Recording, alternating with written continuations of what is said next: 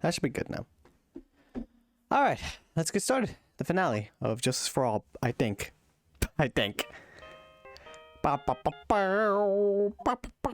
Hello, how's it going? Hello, this is Phoenix, right? You don't look so well, dude. You're gonna prove me not guilty today, right? You piece of shit, you know what? Oh, you can go fuck off, to be honest. I don't like you anymore.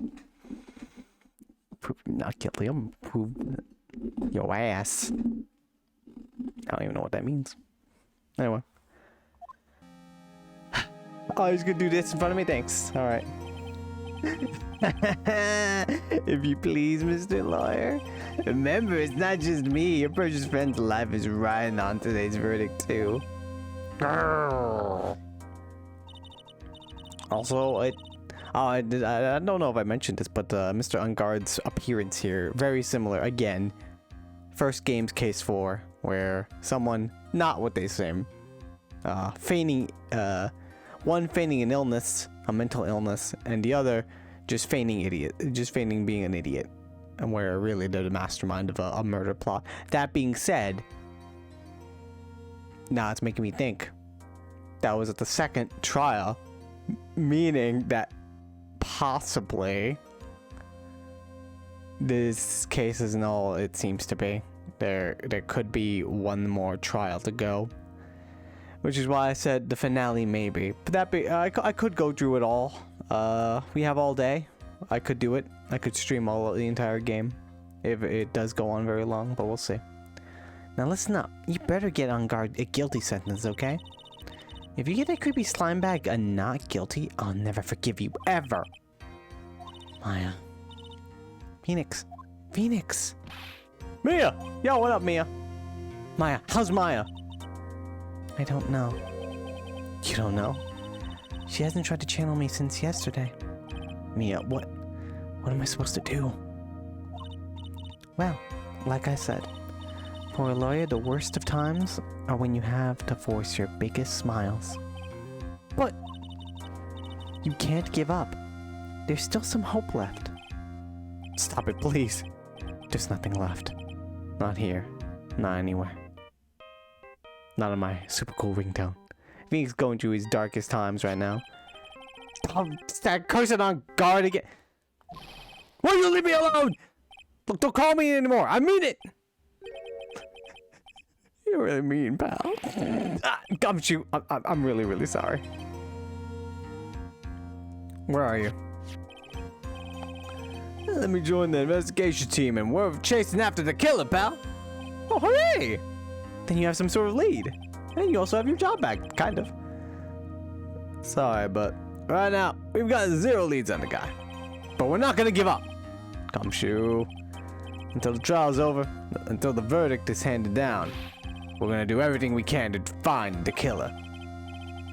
If we get Maya out, then you can get on guard the guilty verdict deserves, pal. That's true. I could do that if they found Maya first. You got that? So you have to do whatever you can to make the trial last longer. I have to make the trial last longer? If you go at Mr. Edgeworth with everything you've got, then you two can draw it out. Oh, now I get it. I believe in you, pal. You and Mr. Edgeworth can do it. So, believe in us. We're gonna give it our all. We've got, just like you. Got it. Thanks, Gumshoe. I'll take a phone call from our friend Gumshoe to help us out, spur us on. That's good. Hey, Phoenix. You understand now, don't you? You have something money will never be able to buy. Friendship. Aw, thanks for the anime lesson, Mia. It's the strongest weapon in the world, and you have it in abundance. Yeah. Looks like we're coming to the end. I have to make the trial last as long as I can. Gumshoe will come true, I know it. March 23rd, 10 a.m. District Court, room number 3. Oh, court is now in session for the trial of Matt on guard. The defense is ready, Your Honor. The prosecution has been ready for a while, Your Honor. Now, as I recall, we concluded yesterday's session with a big mystery on our hands. The mystery being what exactly was Miss Adrian Andrews' role in this murder. That is to say, is she really connected to the crime itself? Mr. Edgeworth, if you would please inform the court of today's proceedings. Adrian Andrews. She forged evidence that drew suspicion onto Mr. Ungard, and then proceeded to escape the crime scene by wearing a nickel samurai costume. The guilt of these actions are those from which she cannot escape. And you're saying that she is guilty after all? I'm not finished, Your Honor. Miss Andrews has nothing to do with committing the actual murder. I would like to direct the court's attention to this card. What is that? It looks like a shell. Is it a gift from me? This is the calling card of a certain assassin, not a gift. Assassin, you say? Yes, Juan Corrida was killed by a professional assassin. And the person who hired the assassin, his client, so to speak, is Matt on guard. Oh, gasp! What a surprising turn of events. Yeah, surprising. Totally. I would think it's become commonplace by now, Your Honor. Yeah. Commonplace. I know what's going on this time, so I know that everything Edgeworth has said is true. But we still have to hold out as long as we can. At least until Maya's safe and sound. I wonder how the trial will turn out today. Now then, please call your first witness, Mr. Edgeworth. The prosecution calls the defendant's mentor, Mr. Will Powers, to the stand. Why is Will coming on the stand? Well, what are you doing, dude? Now then, witness, your name and occupation, please. Okay. I'm, Will Powers. I'm a poor underpaid action star. And what is your relation to the defendant? Well, I guess I'm sort of a lousy mentor to him in a way, yeah. This is the first time I have to prove someone did a crime. This is kind of weird. Unless he actually turns out he didn't. He attempted to murder him, and then somehow Francisca's involved in this. I don't know how. Like just like the fourth trial in the first case. It's been doing that this entire game. Just doing allusions to that. I have no idea. But for now, let's all just assume that, yeah, Matt did it. He pretty much said he did. I don't know. Phoenix Wright bullshit can happen anytime. Mr. Powers, please. You don't need to put yourself down so much. Oh, I'm sorry. But I'm just kind of a nuttin' sort of guy. On the night of the murder, you visited the defendant's room. Is this correct? Yes. I didn't know that. What? But you know, I didn't actually get to see Matt when I went. All you need to do is answer what you asked. Now then, I would like you to please testify about when you went to Mr. Ungard's room. Okay, sure. The visit to Matt's room. After the award ceremony, I went by myself to Matt's room. There he is. Suave asshole. Matt was standing there in front of his room. Oh, there's the killer! Oh god, I don't know why I didn't notice that. Still in the nickel samurai costume. He was talking with someone at first. I thought it was the bellboy. I watched the two of them for a while, but then I gave up and went back. I had guests with me that night, and I couldn't make them wait for me. Shout out to me and Maya. And Pearls. Nothing sounds out of place in Mr. Powers' testimony. And talking with the bellboy is no big deal. Everyone assumes that the person Mr. Ungard was speaking with was an ordinary bellboy. What are you implying? Well, Mr. Wright, let's have a go cross-examination, shall we? Looks like we're in another sticky situation. No, it's a trap. Can't you smell it, Phoenix? But for us to find out more, we're just going to have to charge in head first, right? I mean, this time we're working with Edgeworth, so I guess I should just fall into it? I don't know. After the award ceremony, we went to Matt's room. Just press everything, I guess. So, the defendant's room, why'd you go there? Well, I'm his mentor, like a big brother, sort of. And I wanted to say congrats. What's wrong? Why did you stop? Mr. Wright. What? What is it? You're going to try to trick me into a corner, aren't you? What? I know I'm just a poor underpaid action star, but I'm not the killer. No one's saying that. No one said you were, Mr. Powers. No, please don't trick me. Every time you do your lawyer thing, the witness suddenly turns into the bad guy. Every time. Witness, I will personally talk to the defense at a later time. So for now, please kindly cooperate and continue with your testimony. Sorry. So you went to the defendant's room, and then? Hey, wait a minute. When and how did I suddenly turn into the bad guy here? Matt was standing there in front of his room, still in a Nickel Samurai costume. So he wasn't the costume he was last night. Are you sure that was Matt on guard? Yeah, I'm sure. He wasn't wearing the Nickel Samurai mask then. And if that's the case, then I skipped ahead. And what was the defendant doing standing in front of his own room? Who do you think it was? At first? What do you mean by that? Well, he was in a bellboy-ish uniform and he had a bottle of juice on the tray. Sounds like an ordinary bellboy to me. Yeah, but I didn't think he was a normal bellboy. And why was that? Why did I think that, Mr. Wright? I don't know. How am I supposed to know? Why are you asking me? Sorry, but I can't remember right now. Sorry. Oh my gosh. Well, you good? I guess I'm going to have to wait patiently on this one. I gave up on one back. You saw the two of them, the bellboy and the defendant together, correct? Yeah, the bellboy just wanted to say congrats. Now, while you're watching the two of them, did you notice anything strange? You know, I did feel something weird. I think it was because Matt, well, he gave the bellboy a tip. A tip?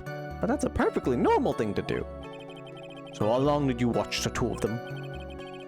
Not more than a minute or two, I think. That's us! So who are these guests you were talking about? Phoenix, it's you. You guys, of course. You and Maya and Little Pearl. I thought it would be really rude since I invited you guys if I disappeared on you. So I went back to my seat pretty soon after seeing Matt in the hallway. This is like squeezing water from a stone. It's probably pointless to press further. Did Mr. Powers leave his seat that night? I don't remember that happening at all. Maya was making such a racket in a hyper state. I ended up focusing on her. I see. In any case, from his story, he probably wasn't gone for very long.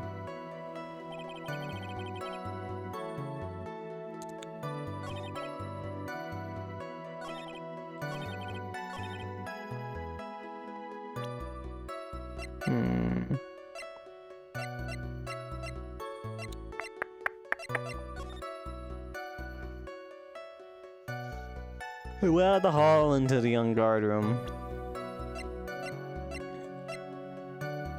Found next to the victim is filled with tomato juice, bears Andrew's fingerprints. Alright.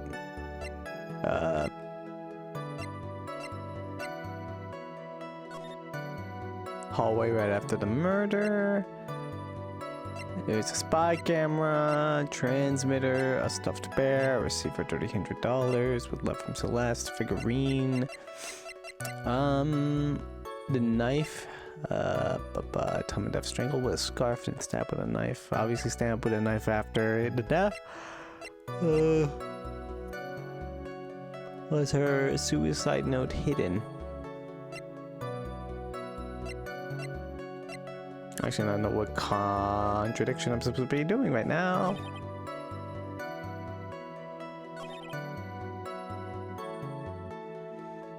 I thought it was the bellboy, but...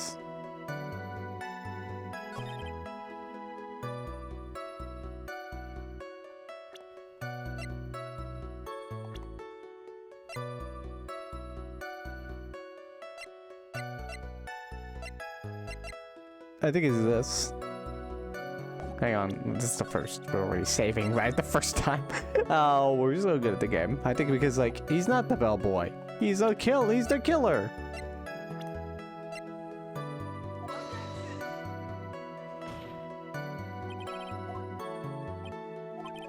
I'm sorry, but I can see nothing faulty.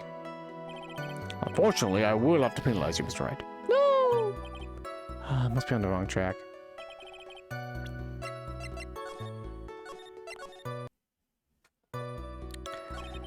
In front of his room, still in the Nickel Samurai costume.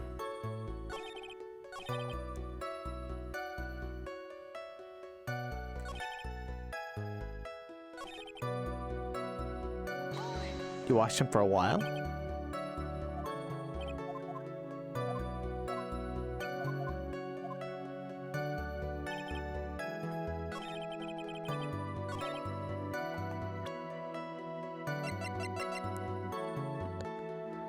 Huh. He was in his costume.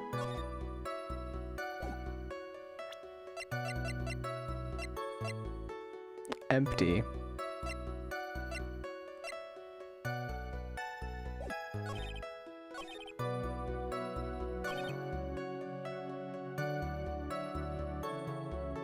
I was standing there in front of his room, still in the Nickel Samurai costume.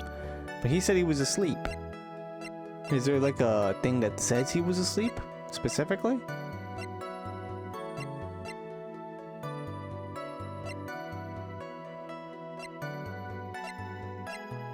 Strangled.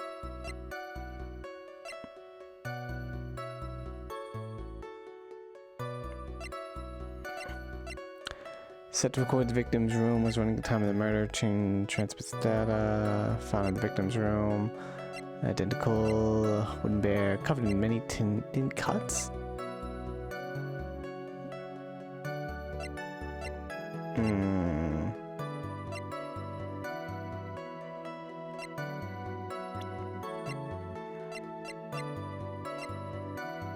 Rivals with Jamin Ninja. I think I'm overthinking this.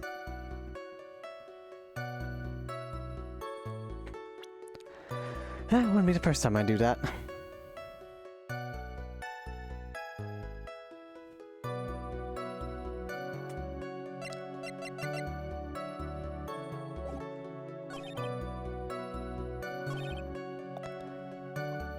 We watched the two of them for a while. Oh, hey, second one up.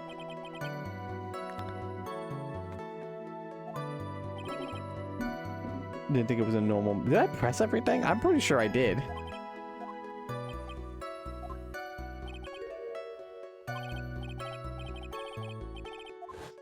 You stated, I did feel something weird. I think it was because Matt, well, he gave the bellboy a tip.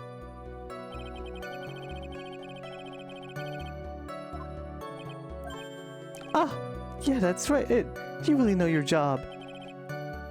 What? What? This is the first time where it's like, oh, you have to press it twice. Like, what do you mean? What is this game, just making up rules? Okay, alright. Thanks, game. Alright, cool. Anyway, that's what I was missing, I guess. I guess I didn't press it twice. You know, like a normal person would do. Mr. Edgeworth? Yes, Your Honor. This bellboy, he wasn't an ordinary one, was he? Perhaps we should let the witness tell us. Very well. Mr. Powers, please amend your testimony. You mean about the bellboy, right? Give bellboy a tip. Why would he give him a tip? So he gave the bellboy a tip. What's so strange about that? Well, you see, Matt's not a poor penny pincher like me. I was trying to figure out how much of it was because the tip really shocked me. How much it was? But that's when something even more surprising happened. The bellboy was putting the tip he got in his pocket. And that's when I got my first good look at the guy's face. I was really shocked. I'm afraid I don't follow at all. Sounds like Mr. Powers was surprised twice by this event. I wonder which of his shocking moments I should ask about. Let's look at the bellboy's face. What was so shocking about the bellboy's face, Mr. Powers? Well, he wasn't exactly a boy, more like an old gramps. Ahem. I hope you know that discrimination toward old men is a no-no in my court. No, that's not what I meant at all. In the smack middle of the guy's face, there was a line of stitches. A line of stitches? Yeah, and it went straight from the tippy top of his head to the bottom of his chin. Almost like that dread snapped. All the stuff in his head would come spilling out. That's gross. Ah. He was there, and on guard's house. He was the butler. What is it, Mr. Wright? Nothing, Your Honor. I'm surprised it took you a while to remember that. So, that means on guard was talking with the killer then. In fact, were to be exposed, on guard would be declared guilty in a blink. Phoenix, you have to play dumb here. Pretend you don't know anything. Yes, Chief. You sure you don't have anything you would like to say, Mr. Wright? Huh? What did you just say, Your Honor? Nothing, Mr. Wright. Nothing. We were just going around and around in circles. Now then, Mr. Powers, please continue with your testimony. Miles, you know what's up.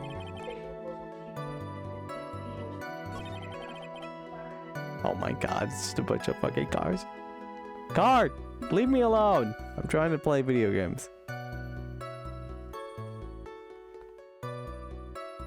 Alright. Talk about the amount.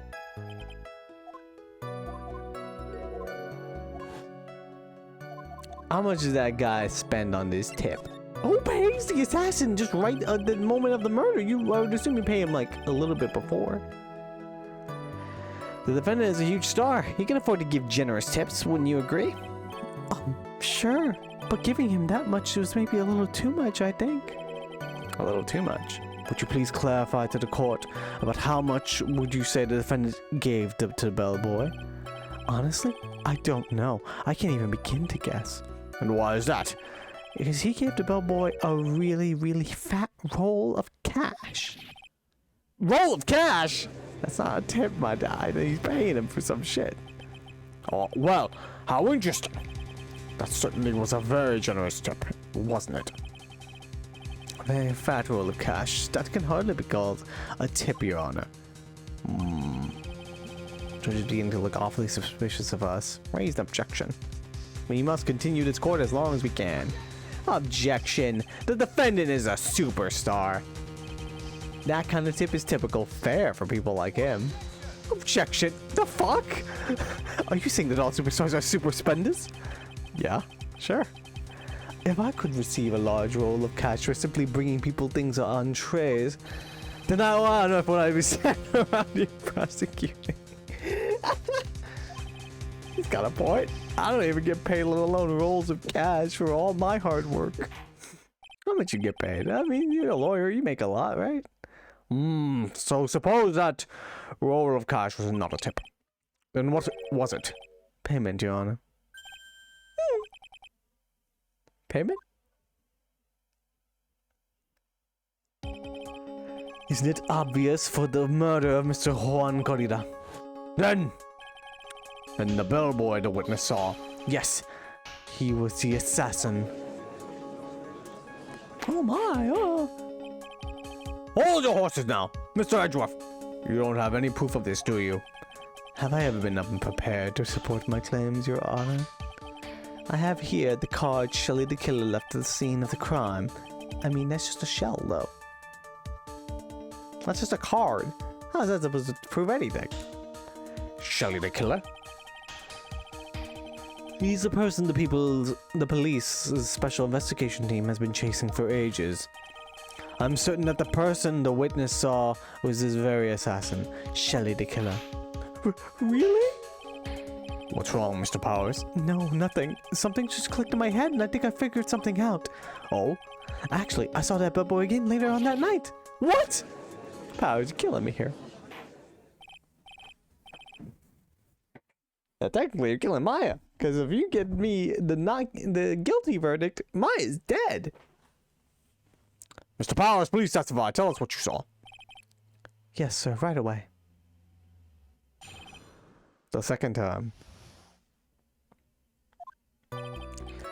This time, I was in the hallway because I had to go to the bathroom. And that's when the bellboy I saw earlier came out of the room. Of course, when I say room, I mean Juan Corrida's room. Now I think about it, that bellboy did seem kind of out of place. Yeah, so he had to be the assassin, I'm sure of it. I mean... What time did you see him do this? Thank you very much, that is all we need for now. Huh? But I'm not done. There's still more. Let's first establish that the bellboy is truly Mr. the Killer, then we shall see. So the bellboy came out of the victim's room, and if that bellboy really was the assassin... Well, I think the answer is fairly obvious. That would be correct, Your Honor. Well, Mr. Wright, I believe it's your turn to entertain and make us laugh. This is no laughing matter. Don't need to laugh.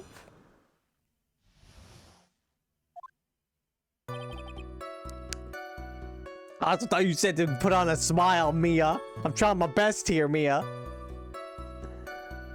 I gotta defend a murderer. Why do you have to go to the bathroom? And what time was it? Well, I don't remember. The award ceremony ended around 8 p.m., right? And I went to Matt's room pretty soon after that, and then I came back. And then I went to the bathroom. So I guess it was around 8:10 by that time. The court record says he died.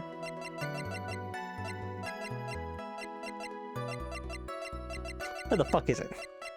There we go. 8:15, yeah. You're not one for details, are you, Mr. Powers?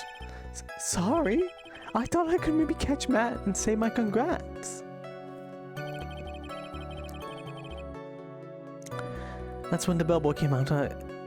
That's when that bellboy I saw earlier came out of the room.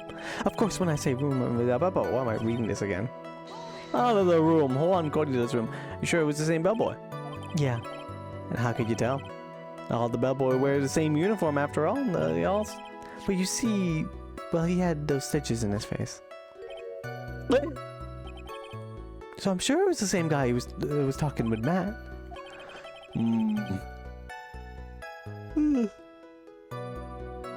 So which room did the bellboy come out of?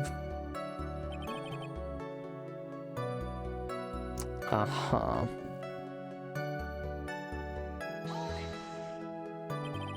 The victim's room, huh?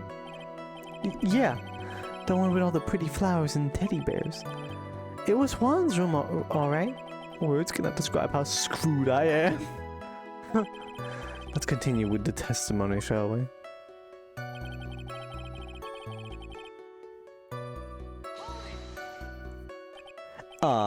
So what was so out of place about him?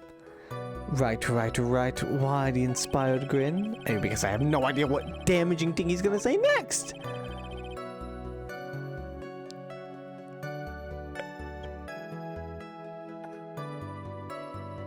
Well, the bellboy was empty-handed. Empty-handed? That bellboy was one of those room service people, right? But he wasn't pushing a cart, and he wasn't holding a tray either. You'd call that a little strange too, wouldn't you? I agree that it is a bit strange, Mr. Powers. But is it really that unusual for a bellboy to be empty-handed? What should I do? Should I let Mr. Powers' testimony slide, or... No! Pull! You're right. I think it's pretty unusual. I thought you might think so. Huh. There's no need to say anything when the defense gives up without a fight. Why? That's usually not the first option. Anyway, Mr. Powers, you thought the bellboy was a little suspicious, correct?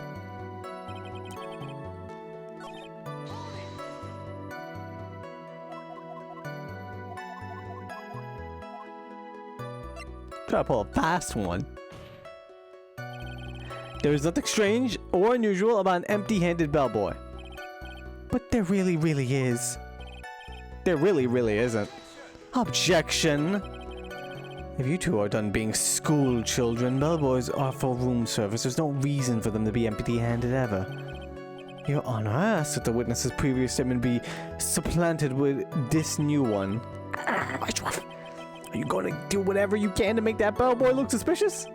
I see. Very well. The court recognizes and grants the prosecution's request. Mr. Powers, if you could amend your testimony, please. Yes, sir. thought it was kind of strange for a bubble to come out of a guest room empty-handed. So you're saying that it's suspicious for him to be empty-handed? Yeah, really suspicious. I mean, when I first saw that bellboy, he was holding a tray in his hand, and there was a bottle of juice and wine glass on it. Juice? What kind of juice was it? I'm pretty sure it was tomato juice. Who the fuck drinks tomato juice? If we could come... Who the fuck drinks tomato juice at this type of event? If we could come across some sort of reason as to why he would come out empty-handed, some sort of proof, then I think we can dodge the bullet on this one for now. Proof, huh? Sounds like another job for the court record.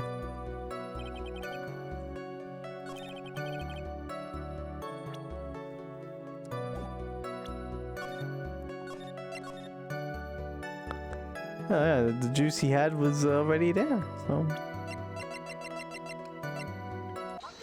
He already left it behind! Mr. Powers? Yes? You're easily influenced by other people's words, aren't you? As soon as you heard that bellboy might have been the killer, you got caught up in believing it must be true. But isn't he really suspicious? He got all those stitches and... So? A baseball has stitches? What reasoning is that? Are you saying all baseballs are suspicious because they have stitches? What reasoning is this? Well, there's also, I mean, what about him being empty-handed? I would like to ask the court to please take a look here. Phoenix going ham with whatever bullshit he's coming up with. It's like, obviously, he's trying to accuse all baseballs. How dare he? This is the crime scene. There's a wine glass sitting right next to Mr. Cordito's body. The liquid inside this glass is tomato juice. And now, if you would look at what is on top of the table in the lower right corner here, anyone can clearly see that it was a tray with a bottle of tomato juice on it. The bellboy had brought this to Mr. Cordito's room. He left a tray in the room, which is why he was empty-handed when he left. But that would mean that the bellboy had seen and left the dead body in the room. No. But can you prove that Mr. Cordito was already dead at that time? Mr. Edgeworth! Yes. I blame you for leading me down this route. I'm terribly sorry. What is with him? Why is he laughing? Witness, isn't there one more thing you would like to share with us? Is there? The bellboy was empty-handed. Or should I say, empty-handed. I recall you had something interesting to say about his hands. Oh yeah, I almost forgot. Huh? What? The bellboy, he was wearing gloves. Gloves? Yeah, pitch black, leather ones. All the other bellboys don't wear gloves like that, right? Black leather gloves. Why didn't you mention this earlier? Sorry, it slipped my mind. Also, I think Edgeworth told them stop talking. Oh, boy, this bellboy. Boy, does this make the bellboy look really suspicious. Alright, gotta focus. Can't get lax here. So what if he had gloves? A lot of bellboys wear gloves. Come on, Mr. Wright. That bellboy was wearing black leather ones. So? A football is made of leather? Are you saying all footballs are suspicious because they're made of leather? Way to go, Phoenix. You're really doing it, buddy. You're going at it. But that man, he received a large roll of cash from the defendant. And then he was seen leaving the crime scene wearing black leather gloves. I don't think even someone like myself can believe he was just another bellboy.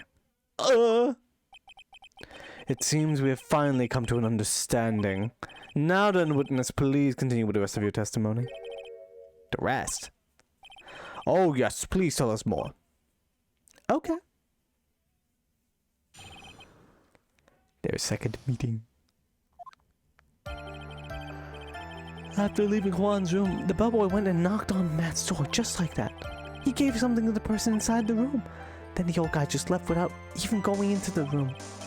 After that, I went to the bathroom and back to my seat. The bellboy, after leaving the crime scene, next went to the defendant's room. Yeah, I kind of saw that by accident. Some accident? I'd say you saw too much. And all of it was suspicious to high heaven. Well, I think it's safe to say that we can no longer consider this bellboy to be normal. Now then, let's get started, shall we? Mr. Wright, your cross-examination, please. Yes, Your Honor.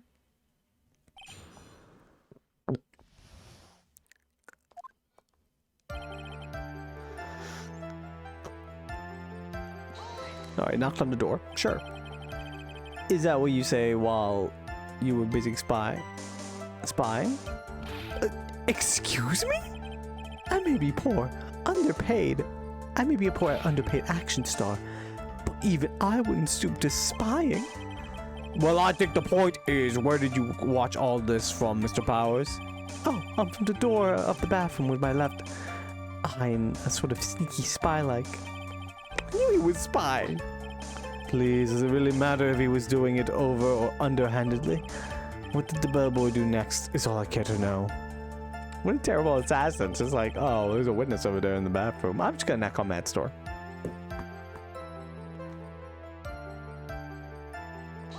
What was it? I said, hold it! Okay. That's better. What is he doing? What kind of statement is that? Please elaborate and give us a few more details. Oh. Okay. I should probably ask him only one question at a time. What is it something? He gave something to this person? Yeah. And what was this something? If I remember what it was, I wouldn't be calling it a something, would I? But this implies that something was removed from the scene of the crime. Are you sure you really can't remember, Mr. Powers?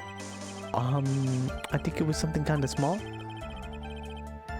This is an incredibly crucial piece of information. Please try to remember what it was. I'll try. In the meantime, let's talk about another point, namely what the bellboy did next. Oh, so after he gave the person inside the room the thing... Oh wait, we gotta go through this.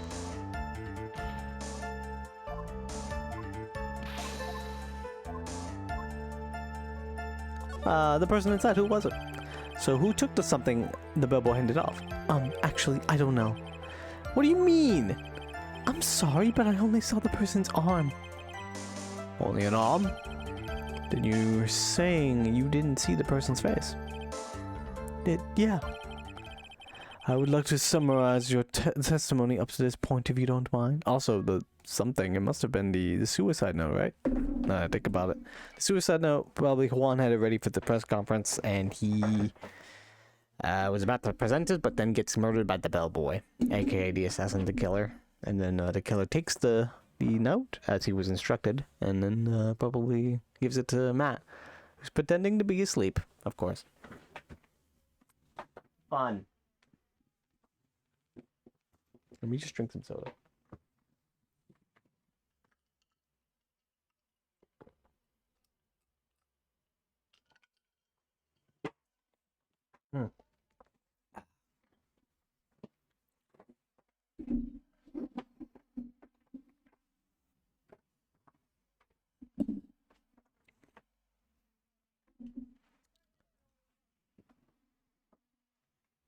Oh, hang on.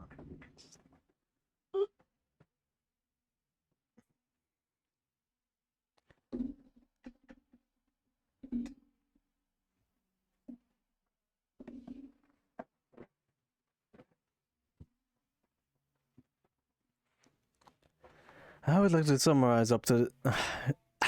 you to summarize the testimony up to this point, if you don't mind. When the bellboy left the crime scene, he immediately went to the defendant's room. There he handed a small item of some sort to the person inside. As for the person who received the item, all you could see was the person's arm. Yes, it was just like that. Mr. Edgeworth, is all this really that important? Of course, Your Honor. I think this is of the utmost importance. This is when whatever was removed This is when whatever was removed from the crime scene was handed over to the client. Mr. Powers, please try to remember what it was that bellboy handed off. Well, let's see. I think it was... No. If you remember, please add it to your testimony. Yes, sir.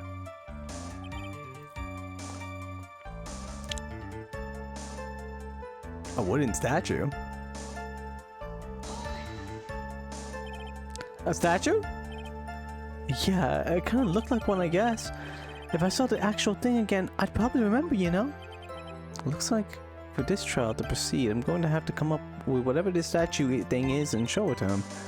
You're going to have to trust your instincts on this one and take a chance, Phoenix. This could put us in a bad situation, but really, we don't like our client either way. It's kind of a lose-lose situation we're in right now. We can only wait until they find Maya to do anything. Well, Mr. Powers, let's continue with your testimony.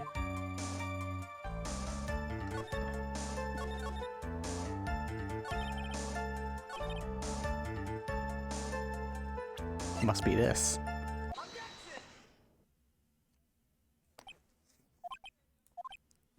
What was the point of that pregnant pause?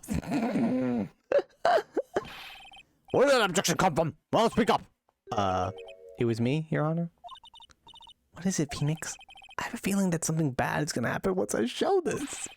Mr. White, if you have something to say, please spit it out. Yes, Your Honor. Okay, Phoenix, deep breath. Mr. Powers, there's something you saw. Was it this item? Bump, bump, bump, bump, bump. Oh, hey, that's it. That's just something. Oh, wow, Mr. Wright, you really figured it out. I recall we found this at Matt and Guard's mansion. At the defendant's house? Oh, God. What does that mean? It's simple, Your Honor.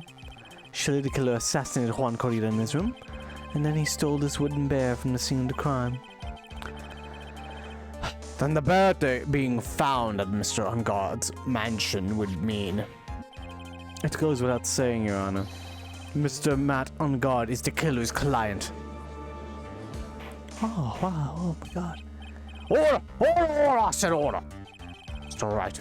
This is a most unfortunate turn of events for you. Yeah. Sorry, Mia. No, it's alright. Your judgment was sound. Actually, I figured the bear would come up. If not now, then it would have later on. Even if you hadn't shown it to the court, I'm sure your friend Edgeworth would have. Yeah, I almost forgot that he knew about it too. I think it's clear that there is no need for us to continue this trial. I can't let this happen! I have to do something or mine is screwed! It has to be something we've overlooked! Your Honor, a minute, please. Yes, Mr. Wright? There's still a few points left that we have not fully explored. What are you trying to pull? I don't know, man. Oh, well, we can't have that. What's important about this bear? Alright, Mr. Wright, what questionable point would you like to explore further? The bear itself, really. Like, it's a bear. Why was it? I think it's fairly obvious that the bear itself is very questionable. The bear, Mr. Wright? This was found at Mr. Ungard's mansion. However, Mr. Ungard was arrested at the hotel that night. Which means that since the murder occurred, he has not had a chance to go home. Oh. That too. How did he just teleport the bear? The fuck? I think Your Honor has already figured out what I'm trying to say. It is not possible that it was Mr. Ungard who took this bear to his mansion. What? That's very true. We didn't consider that point, Mr. Wright. There was no way time-wise for the defendant to have taken this bear home. Wait a minute.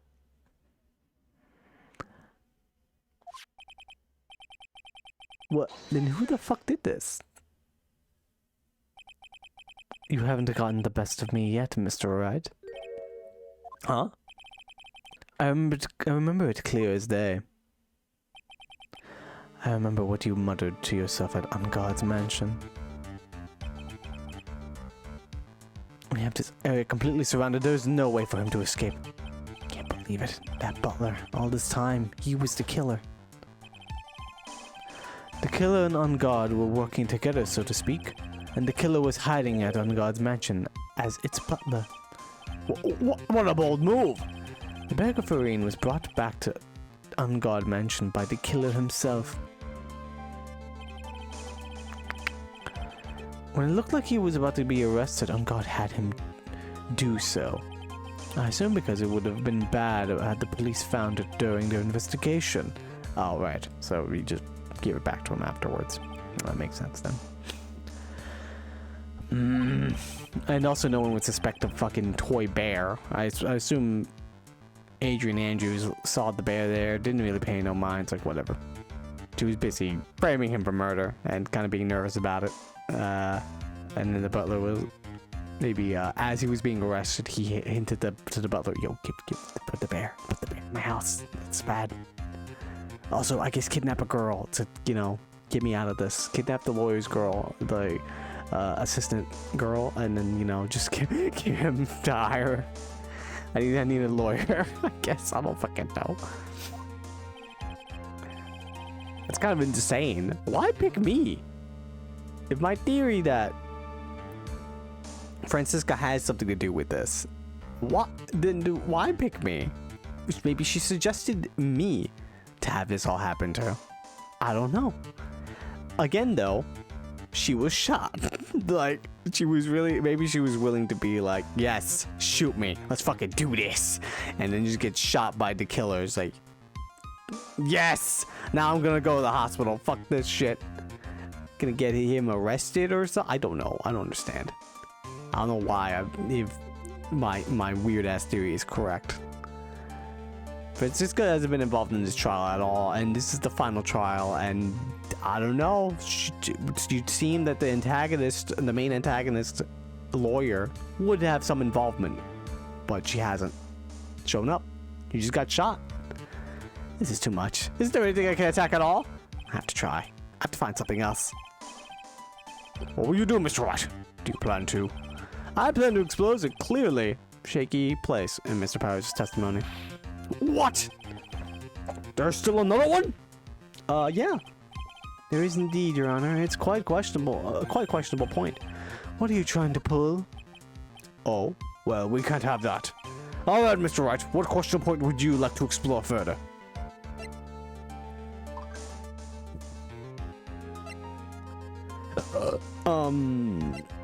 The person who received the bear? I'm not sure. It could be him.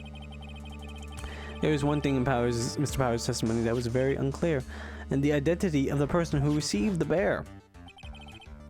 He gave something to the person inside the room. As long as we don't know who it was that took the bear, we can't be sure of. Oh! What? You sound like Mickey Mouse. Oh, I'm sorry. I was thinking about Kingdom Hearts. What is it, Mr. Powers? Going to scream like that? Then at least give us a good reason why. Oh, yeah. Sorry. Actually, so I remembered. I remembered who took the bear. What? Really? I mean, I only saw his arm. But that arm. It was the Nickel Samurai's arm. I swear it. You've got to be kidding. Are you sure of that, Mr. Powers?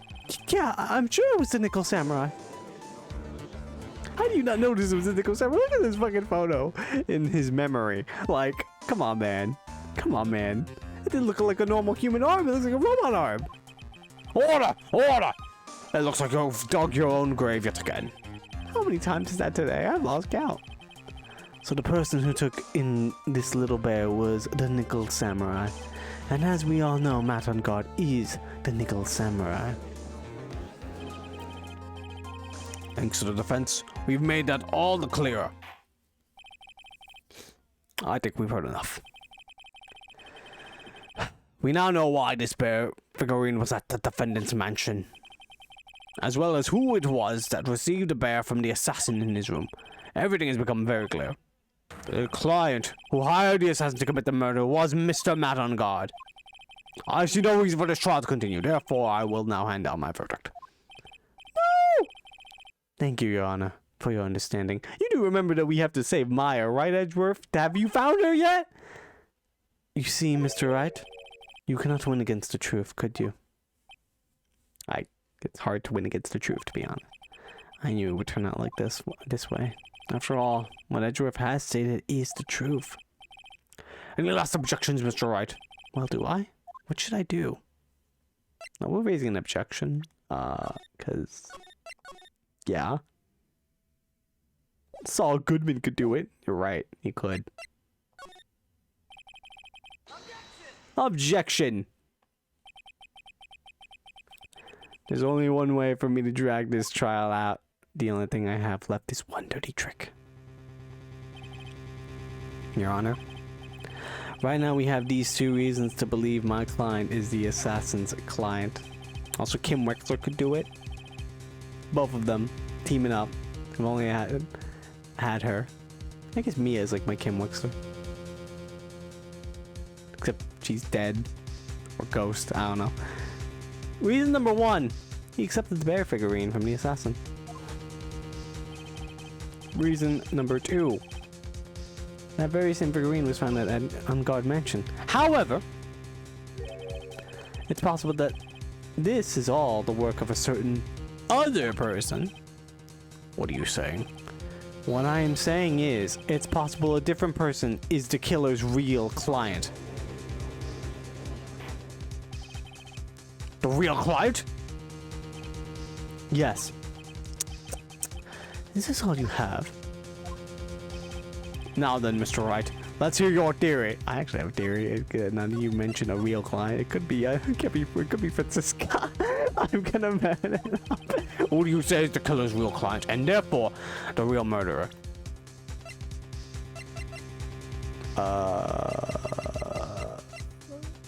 It's obviously Francisca. Duh. You've let me down, Mr. Wright. Huh? I know you're aware of the truth, and you are free to turn your eyes from it, but at least try to make some sense while you're doing so. Maybe. I'll give you another chance, don't squander it. Fine. Well, it turns out she is, though. Then who will have mud on their face? You two. It's obviously Dick Gumshoe. He's been behind us the entire time. I don't know. Man, can't be mad. Could be Juan? He's dead. Oh, do I have to pin it on Adrian? I may have to pin it on Adrian. Oh. That's depressing if I do. Yep, I do. Adrian Andrews! Yeah, I'm sorry, Adrian. So, yes, we already know that she tried to frame Melangard for the crime. By wearing a spare nickel samurai costume. Then the nickel samurai saw him that I saw. It could have very well been Miss Andrews. But what about Mr. Ungard? If you would please recall yesterday's testimony, he was asleep. The defendant was taking a nap during the break period. That's right. Then, finding this figure in Mr. Ungard's mansion, it was a well-laid trap by Miss Andrews. Mr. Edgeworth, what is your opinion on this?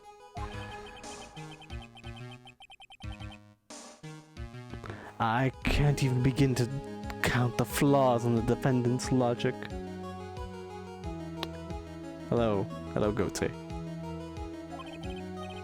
We are just trying to lie away in court.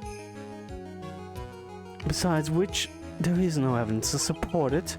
However, I can't fully discount its possibility either. What is with this trial? Come on! I can't believe the defense would go so far as to paint the guilt on someone else. It's unbelievable. This is to save Maya. This is to save Maya. Even if the whole world turns against me, this is one fight I can't give up on. Time to get dirty. Order! Order! Order! All disruptive parties will be forced to leave the courtroom. Your Honor, for the benefit of the defense, I'm willing to play along with his what-if game. His what-if game? Mr. Edgeworth. The prosecution is prepared to challenge the defense's theory. Oh no! Mr. Wright, Even you must have thought it strange and wondered, why would the criminal want this little wooden bear? He's right. The killer did especially bring that bear on guard right away. Why do you ask? Is there something special about it? Absolutely. And I'm sure that once the court knows its significance, the true killer's identity will become crystal clear, and I must hide that from the court. Your Honor, the prosecution calls upon the witness who will clear all doubts against Miss Andrews. Oh, please say man on guard. And who would that be? It's quite simple, Your Honor. Miss Adrian Andrews herself. Oh, she's coming back? I guess so. I see. Well, then the court will take a short 10-minute recess. The prosecution will prepare the witness in that time. Yes, Your Honor. March 23rd, 11:54 a.m. Oh, I knew it was a good idea to hold her hostage. Don't you agree, Mr. Lawyer? But I never thought in your desperation you'd try to pin the guilt on Adrian. Swear this demon will pay. Mr. Nick. Pearls, where's Mia? I don't know. A really strong power suddenly called her away. Really strong power? God? God's coming to the courtroom. He hates what I've done. No? Is that God now? Oh, Mr. Nick, your phone is... God equals real. We've just confirmed it. It's from Gumshoe. Gumshoe, please tell me you found him. How's it going? Have you been hanging in there, pal? Yeah, sort of. We just barely found something to latch onto. I think God hates me right now. Oh, that's good, pal. What about you? Anything yet? Have you figured out where the killer and I are? We still don't have any leads, but... What? We don't have any more time!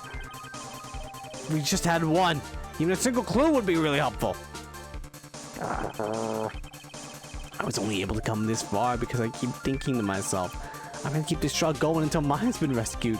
But I've just run out of luck this time? And all I hope for not? A tent. Huh? A tent? I could see a circus tent. Oh, Mia! Are they at the circus? Oh, damn. It looks like Maya was unconscious until a few minutes ago. As soon as she woke up, she called for me. So it was Maya that called you away. Oh, it wasn't God. Alright, false alarm. God may not be real. Unless... She's locked in a dusty little room right now. But I could see a circus tent outside the window about 300 feet away. Gumshoe! Is there a circus in town right now? There's only one, pal. The very big circus. Oh my god, over there again. Maya is somewhere within the 300-foot radius of the main tent. Investigations? Nah, I don't have any capture card for a DS. And this is the first time I've played the Ace Attorney games. Well, the first game and then obviously this. So this is my second Ace Attorney game ever. I only have this trilogy.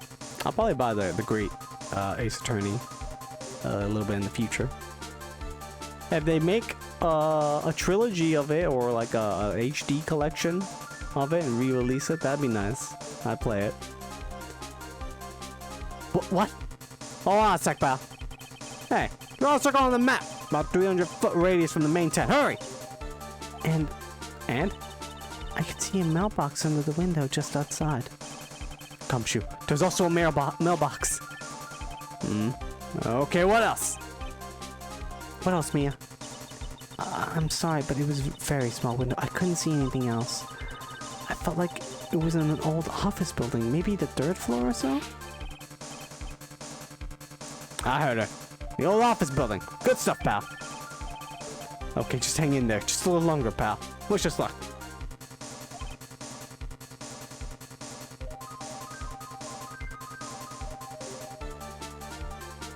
Oh, yeah?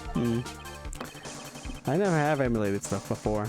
Also, capturing stuff on my laptop not the best right now. Maybe when I get a better laptop in the future. I'm definitely interested in them. I'll call you later. So don't let your battery die, okay, pal? Okay. Miyamoto's not hurt, right?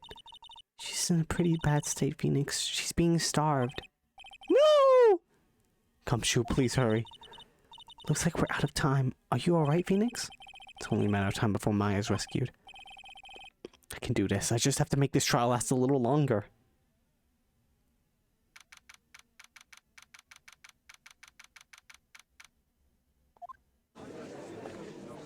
If anything. After this Ace Attorney trilogy, I'll probably play the great Ace Attorney games. Although maybe I'll take a break from Ace Attorney after that and do other games. I'm not sure. Definitely after this game, I'll play the third one though, which is in this collection. Court will now reconvene. The killer, the man who murdered the victim, handed this to his client. From this, one obvious question arises. Why this particular item? I believe the answer to that question will provide us with the name of the real culprit. Now that the prosecution calls the defendant's manager, Adrian Andrews, to the stand. Hi, what up? Currently, the witness is accused of tampering and obstruction of justice. Yep, that did the corpse too. However, you have been called to the witness stand today to ascertain who exactly is guilty of murder. I understand. Very good. Now, have you ever seen this bear before, Miss Andrews? Of course I have. You have seen it before? That's right. It's only natural that the witness has. Miss Andrews, could you please enlighten the court to this bear's secrets? All right. What? Why does she? Oh no. The bear figurine. Actually, this is an elaborate puzzle. If you know the correct order, it can be taken apart one piece at a time. At its center is a small cavity with just enough room to store a small item. Because of its complexity, if you don't know the order, you can't open the bear. You really can't tell that it's a small jewelry box just by looking at it. A jewelry box? So this figurine, it's a container of sorts, is it? Yes. Looks can be deceiving, wouldn't you agree? Yes, this is superb craftsmanship. Did Larry make this? That'd be funny. Oh yes, I nearly forgot. You may now begin your cross-examination, Mr. Wright. It looks like there really was something on to that bear after all. The bear figurine. So, do you know how to make the puzzle work or something? A puzzle? That's right. But it looks like an ordinary figurine. True enough. The people who don't know, I'm sure they would never guess this was a puzzle. So what kind of puzzle is this exactly? Press. So you can take it apart. And how would one go about doing that? Well, you first turn its tail to the right, and then push it in. Oh, yes, I see. After that, the arms and legs are free to move and can be removed. Oh, this is most interesting. Oh boy, this new toy is like he's 5 all over again. Is he doing it? So let's just show the same image over and over again. Oh, don't mind me. Go ahead and carry on. I think he's lost it. So what do you find after you take the puzzle apart? And how do you know about this? I know because I was the one who bought it. Huh? It was a souvenir from when a friend and I went to Switzerland. Oh, then this was a present from you. That's right. It was a puzzle in the shape of a bear, so I thought it would be perfect for Juan. So it was a present from Miss Andrews? What? Let's continue with your testimony. So you know the order. So who exactly knew how to solve this puzzle? Only the two of us, Juan and myself. It was a souvenir from Switzerland, so I thought there are that many people with this same bear in this country. But this looks like it can be easily broken, especially if someone wanted to get at what is inside. Well, it's a toy, but it can never be the same again once it's been broken. Ah, it must hold sentimental value for Matt. Maybe? Or Juan. It held some sentimental value for Juan. If she said she bought it with her friend, I assume that friend was Miss Impacts. And maybe it was a present from Impacts to one of them. It said if it was for Juan, but it could have maybe been... was gonna be for Matt, but maybe something happened. Either way, it was sentimental. And Matt probably also thought so too, so he didn't want to break it either. Or I guess he didn't have enough time to break it, was the case. Even if he did want to. Because he was about to get arrested. You really can't tell Inside is a jewelry box. It's fun. who else knows that this bear is actually a small container or a jewelry box. I never told anyone. As long as Juan never told anyone either, then only the two of us knew. The two of you, huh? Then of course that means Mr. On Guard didn't know, right? I think this is about all I'm gonna get for now. A wooden puzzle with a hollow inside. Only Corrida and Andrews know how to open it. Well, Mr. Wright, I think even you have come to realize... What? That there is one very important fact we have uncovered, and that is... this bear is actually a jewelry box. Yes. Now that we have agreed to this point, there's only one logical question that can come next, and that is this. What is inside this box? What's inside? That's right, obviously jewelry, Edgeworth. Duh, you dummy. Stupid. That's what we're going to find out next. Witness? Yes? You are the only one who can open this. Please. Just open this right here. It's painful silence hanging over the courtroom. All eyes are on Miss Andrews now as she solves the puzzle. Okay. Aha! I've opened it.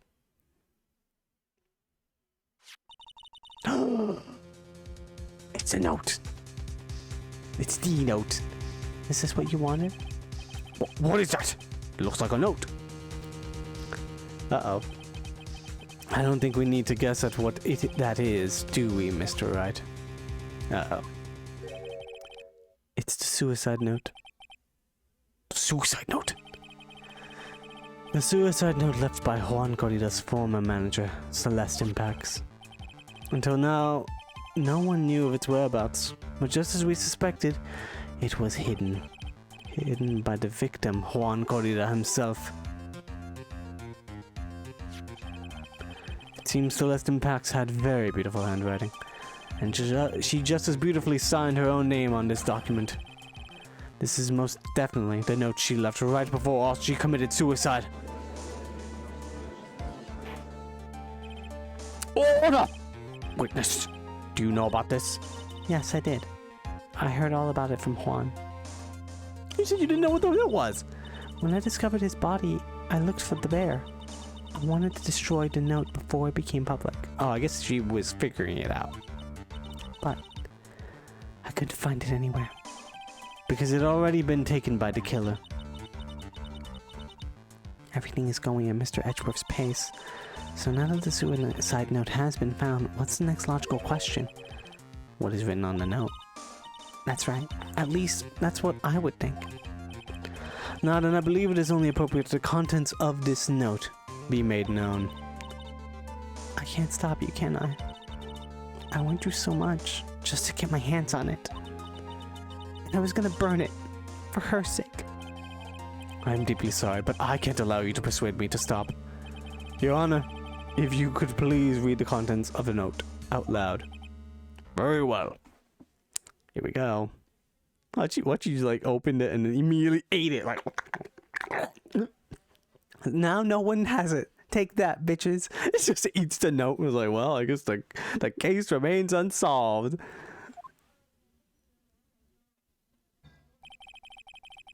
The judge's voice rang loud and clear through the deathly silent courtroom. In her note, Celeste Impacts left to us a record of all that had happened to her, about being used and then thrown away by Ungard, about being engaged to Corrida and Ungard's role in destroying that, and about how she decided in her despair to end it all. I was hoping we'd actually get the actual note, but alright.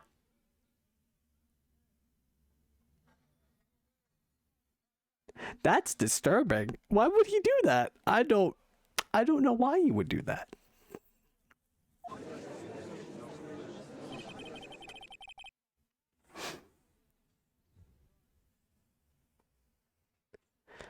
There is one thing I would like to say here. The prosecution has no interest in slandering Mr. Ungard. Then what? Our intention, Your Honor, is to establish a motive for murder.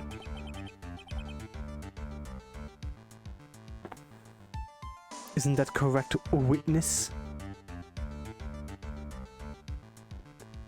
Well, because there's been a precedence for... I'm not going to debate the non-disturbingness of it. You know, it's yeah, whatever.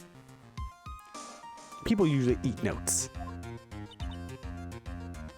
Puppy Park 2022. People eat notes. Yes. On the night of the murder, Juan was going to make the contents of the note public. After the post-ceremony show, he was going to hold a press conference. My word! Madame God's values above all else, his refreshed... Stop saying that! Refreshing like a spring breeze image. I don't know why they keep saying that. It's stupid. Spring breezes aren't refreshing. Which is why he had to stop this note from being made public. At any cost. Found inside the figurine, it tells of Ungard's horrible misdeeds. Oh man, what the fuck? It's Ungard's fault that the woman killed herself. And this time he even went as far as kill someone to stop him from revealing that. How terrible. What a selfish person. I guess there's a slimeball lawyers who will defend the creeps anyway.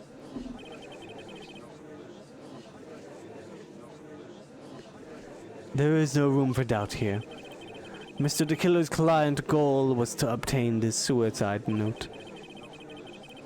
And the only person who needed this note that badly is the defendant. Let's not forget that the bear with the note inside was found at the defendant's house. It seems that we have come to the truth at last. The defendant's motives were entirely selfish. He deserves no sympathy from anyone. How am I supposed to escape from this one? Why the hesitation, Phoenix? Gumshoe hasn't called yet, so you know what you must do.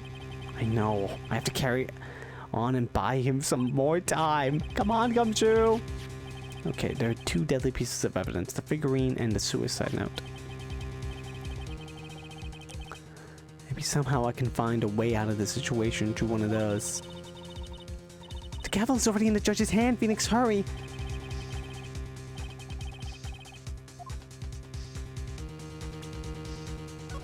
Bro.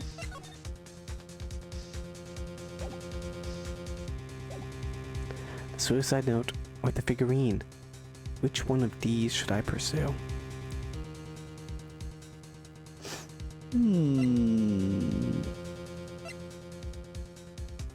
Well, this figurine does seem very nice. Very important to him. How would he know there was a suicide note in there when he went to go kill her? He doesn't know.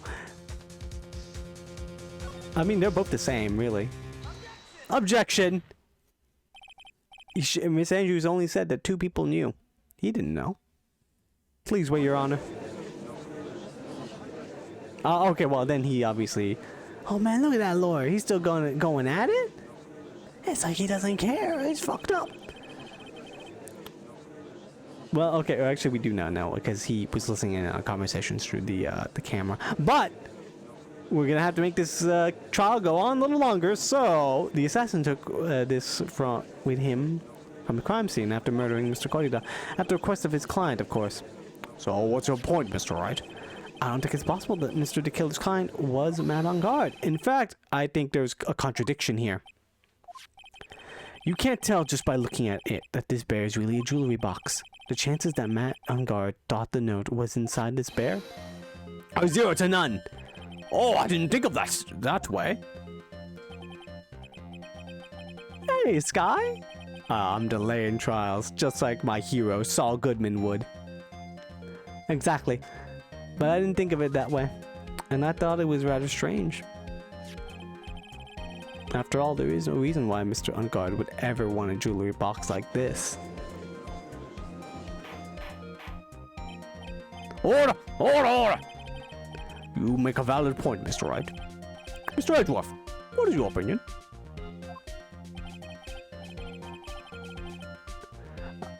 It was just a flash, but I think I did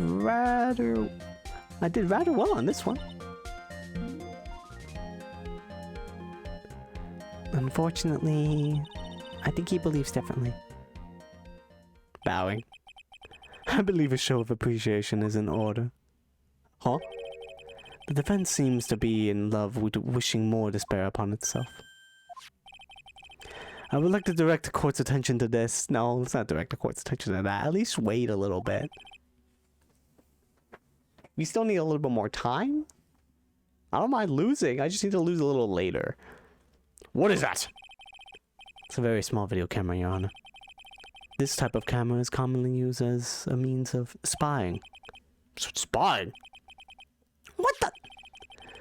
I thought the spy camera was in my possession. I pickpocketed you. No! Madame God and the victim both thought the other as their biggest rival. They even went as far as to use a type of item to find each other's weaknesses. And? The victim, Juan Corrida, was being spied on. His personal life was being watched by none other than Matt on guard. Order! Order! Mr. Wright? Yes, Your Honor. You don't tell me you knew about your client's spying activities.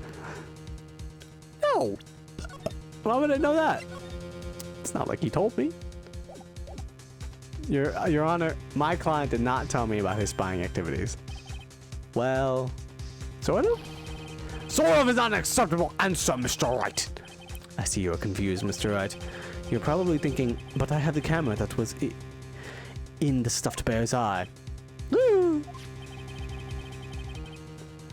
But this camera that I have is not the same one.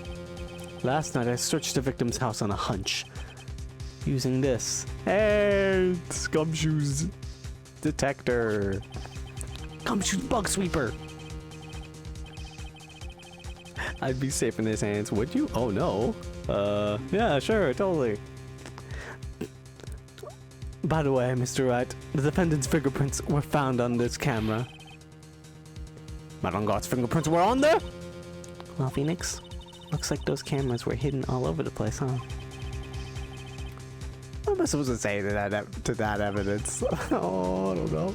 I think this is the end. It's really obvious that Mr. Ungard learned of the suicide note through this. He was watching the victim all along. He got me good this time. I don't have anything to counter that. Gumshoe. Hey, what that? What's that lawyer thinking? Mommy? Is that man the bad killer? Shh, stop. Don't look at him. He's a loser. By the way, he's sweating. It's just so nasty. Phoenix. Yes, Chief? Have you figured out what you're going to do next yet? What I'm going to do next? Does running away like a frightened child work? I know it seemed like Mr. Edgeworth is very close to putting the lid on this case, but in his eagerness to prove his point, he forgot one very important thing. What is it, Mia? There's a piece of evidence that he really should investigate. Something he should investigate. Yeah, let me figure that out for a second. Hang on. Let's just look through this evidence. I really hate to see the good prosecutor get scolded for not remembering to look into the item when he had a chance. Why are you speaking in riddles all of a sudden? All of a sudden, she did that all the time. That's all she does. Alright, I think this time we finally understand everything. Well, Mr. Wright, we don't have any further objection to you. Piece of evidence that Mia's talking about. Yeah, can I figure out what it is and it still needs to be looked at, or should I just let it go? Let's present the evidence. But I have no idea what it is. I have an objection, Your Honor. That was about the weakest objection I've ever heard, Mr. Wright. Well, I don't really believe it. Objection! Your Honor, the defense has no intention of letting this go so easily. You're beginning to sound desperate. That's just your imagination, Your Honor. Mr. Edgeworth, this is not like you at all. In your eagerness to prove your point, you've forgotten one very important thing. Hey, isn't that what I just said? Listen, I thought we were working together here, alright? So you're telling me that I forgot something. You're so close, Mr. Edgeworth.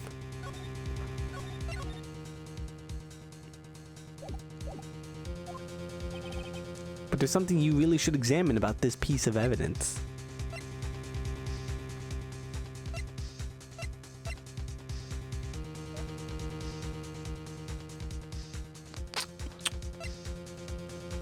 On guard bought a stuffed bear identical to the one evidence by crime was set in the right eye found in the victim's room.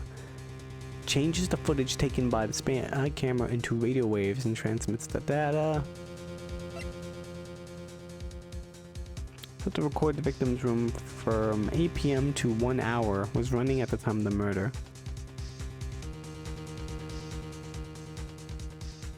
Is there like a timer on it? Does it shut off once it stops recording? Place next to the victim at the time of the murder. Miss Andrews carrying it.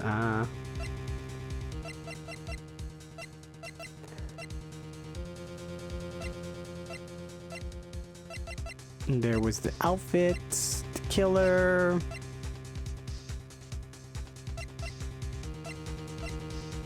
I'm actually not sure. How about this photo? My theory is that Unguard loved her too much. He wouldn't do this. I don't know. Well, Mr. Edgeworth, take that. I do believe some special examination is needed, but I think the item should be examined as the defense's gray matter. Whoops. Mr. Wright, after this trial is over, I would like to see you in my chambers. I think there are a few things we need to discuss. Oh, I'm in trouble.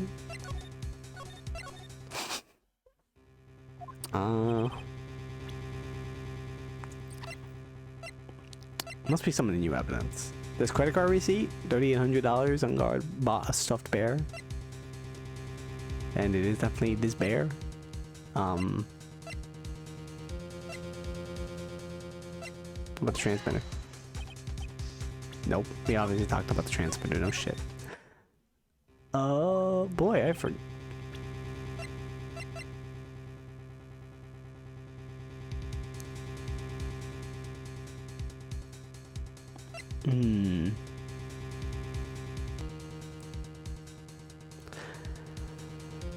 They only knew how to open it, but obviously on guard. Listen to the it could be the camera. It says only an hour. Look at this camera, only 1 hour. Obviously he would then record more than an hour, or other times. I'm just guessing blindly here. That's what you do in Phoenix Wright cases. Just guess. You'll get it soon.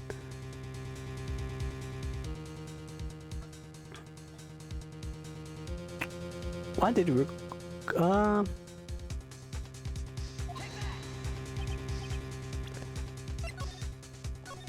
I cannot remember.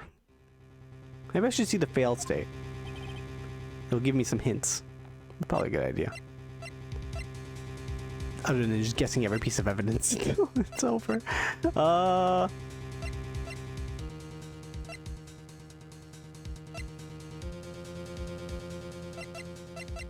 talked about those already. The note? Oh, this is a suicide note. See, totally relatable lawyer. It's like, hey, hang on, I got no, this one, no, not this one, no, not this one, no. Yeah, all right, that one. That's it. I can't guess the right one. That is Miss Impact's a suicide note, right? Who knows? Oh. He's gonna make it like, are you sure that's Miss Impact's note? It could be anyone's. I mean, sure, this suicide note was found inside the bear, but this bear was in my possession until only a few moments ago. Which means the handwriting on the suicide note has yet to be analyzed. Oh! So, as to whether this pivotal piece of evidence was really written by Miss Impacts or not, that is yet to be even remotely confirmed. Mr. Wright, you can seriously be suggesting... Mr. Wright, are you saying the suicide note is a fake? Miss Andrews, you were the one who tried to pin this murder on Mr. Ungard. Who's to say you didn't create a fake suicide note and put it into this bear? How dare you? Objection. Your Honor, the defense is indiscriminately accusing the witness again. I wonder if it was Juan. Like, what if his fake note is actually fake? And then Juan was like, well, I could just write a fake note, try to pretend to be a Miss Impact's handwriting. Although, why would he do that? He wasn't expecting to die. And then later they would analyze it. So, yeah, no, I mean, it could be real. I'm 99% sure this is real. There is no evidence linking the witness to the suicide note whatsoever. My only reason that it may be not real, because usually these cases have like 3 days of trial, and this is the 2nd day. But if this is a fake, then the witness is the only person who could have made it. What? Call the witness's testimony concerning this figurine. The only person other than the victim who could solve the puzzle is the witness herself. Her glasses broke again. Oh no! Needs a new pair. Miss Andrews? You wrote this note, didn't you? You wrote it so you could use it to frame Matt on guard. I did no such thing. Right. If you're going to pronounce this suicide note a fake, then show this court some evidence to support your theory. Mr. Edgeworth, you the one who presented this scrap of paper as evidence. That means the burden of proof lies with you, the prosecution. That's enough, Mr. Edgeworth. Can you confirm this handwriting on this suicide note? It's just the defense as stated. The handwriting has yet to be analyzed. If that's the case, it seems yet again we've reached a point where the verdict is impossible. Impossible! That's impossible! Wow, they're all going at it. They're loud. This isn't good, Phoenix. They're just going to carry this trial over one more day. I don't think Maya will physically be able to make another day. I didn't want to have to do this, but I don't have a choice. I request that both the prosecution and defense further investigate. Handwriting analysis, my butt. That's just a lawyer trying to buy more time. Vanguard is guilty. Look, any idiot can tell you that. I think we've reached the end of the line. Guilty, guilty, guilty, guilty. What is this, Maury? Is this Judge Judy right now? He's just chanting it right now. Yeah, guilty. Ba-ba-ba-ba. What did that sound? It's Gumshoe. Excuse me a second. Hello? Gumshoe. What is it with him and what's with that sigh? Where's Maya? What happened to the killer? He got away. What? I'm sorry, pal. I really am. I don't know what to say besides I'm sorry. I wish there was some way I could make it up to you. I really do. Anyway, what's going on? Found this hideout, pal. But the two of them were already gone. This is terrible. No, no. I'm gonna keep looking for them, pal. Don't you worry. I just need a little more time. But don't tell me we don't have any more. Guilty, guilty, guilty. The sound of that, Gumshoe. We do not have more time. We delay him one more day. I think she'll just get killed. Do you hear that? They're calling for his head. Mr. Right, I can't... For us to come this far and... Oh! What is it? Let me talk to Edgeworth. I can't do that. The judge is staring at me. Mr. Rice, would you please get a hold of yourself? Yes, Your Honor. I'm about to end today's proceedings. You may take your phone calls after. Hold on, Your Honor. Edgeworth. Catch! Oh, you hit my head. What the fuck? Mr. Edgeworth. Please, you gotta buy us some more time. Court is in session. Beep. Just hung up the phone. I'm sorry, Your Honor. You were saying? Mr. Wright, this is a court of law. I'm sorry, Your Honor, but I am reluctant to do this. However, it appears that I have no choice but to suspend proceedings until tomorrow. I really can't do anything. Court is now adjourned for the day. Hold it. Oh, okay, here we go. Why'd you wait so long, buddy? Come on. Please wait, Your Honor. Edgeworth? What is it, Mr. Edgeworth? I humbly request another 30 minutes of Your Honor's time. For what purpose? We can perform the necessary tests on this piece of evidence in that time. But can you really obtain your results in 30 minutes? I believe we can, Your Honor. But wouldn't it be better if we adjourn for today and reconvene tomorrow? 30 minutes. Please, Your Honor. That's all I'm asking for. Please, Your Honor. Oh, very well. I wanted to watch the Steel Samurai, but I guess I can't. At the prosecution's request, this court will now take a 30-minute recess. But be advised that I will not allow another recess today.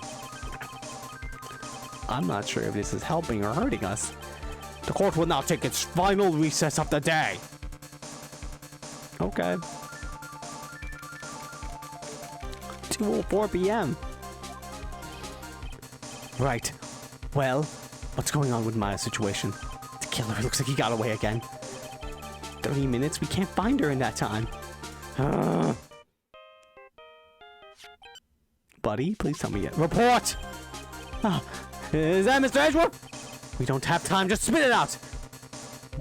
Right, it looks like we just missed him, sir. But the killer left a few things behind by accident in his rush to get away.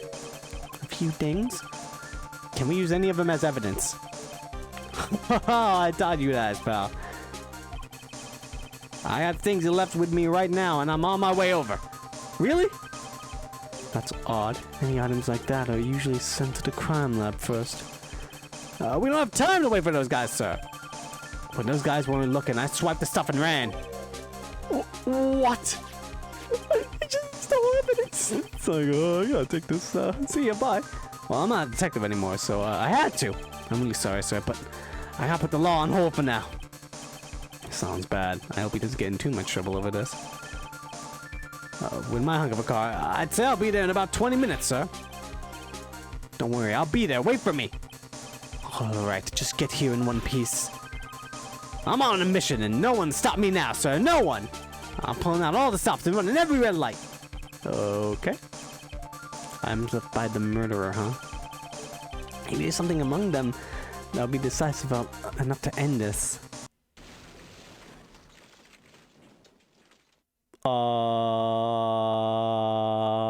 Gumshoe? Hey, what's wrong? Detective Gumshoe, answer me! No. No one can stop me.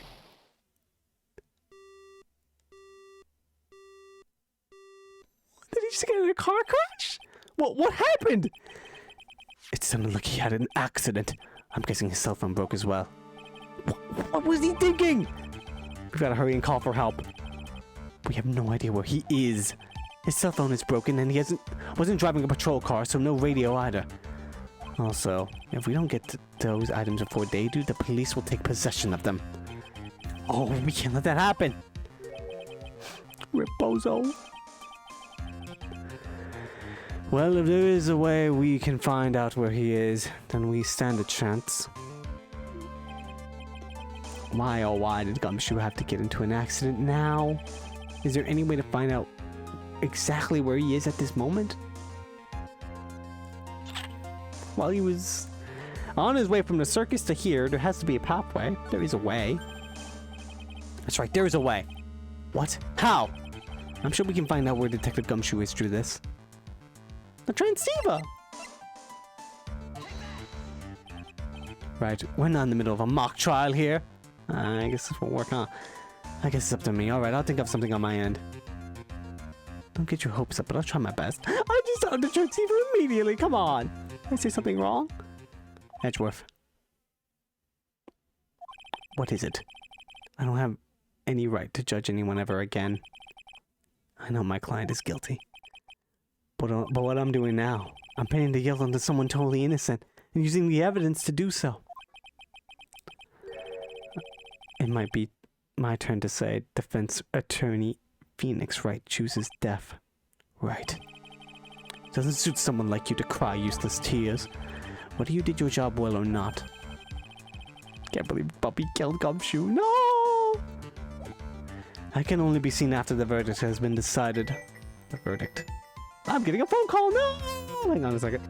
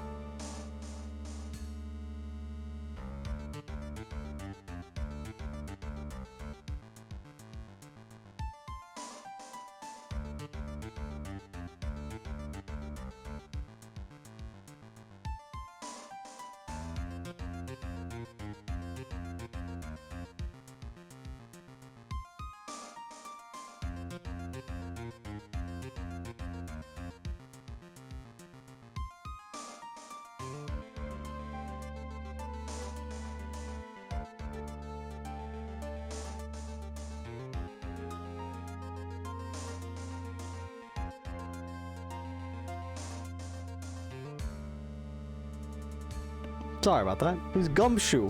He said he's fine. He's getting on his way now. Anyway. Is Prosecutor Edgeworth here? Yes, bailiff. It's a phone call for you, sir. They said it was extremely urgent. They probably finished with the handwriting analysis. I have to go take this call. In the meantime, think hard about what it is you must do. Why she's like, oh yeah, it's inconclusive. It's like, oh what? It's like, yeah, this isn't her at all. It's like, fuck. That'd be hilarious. And bad.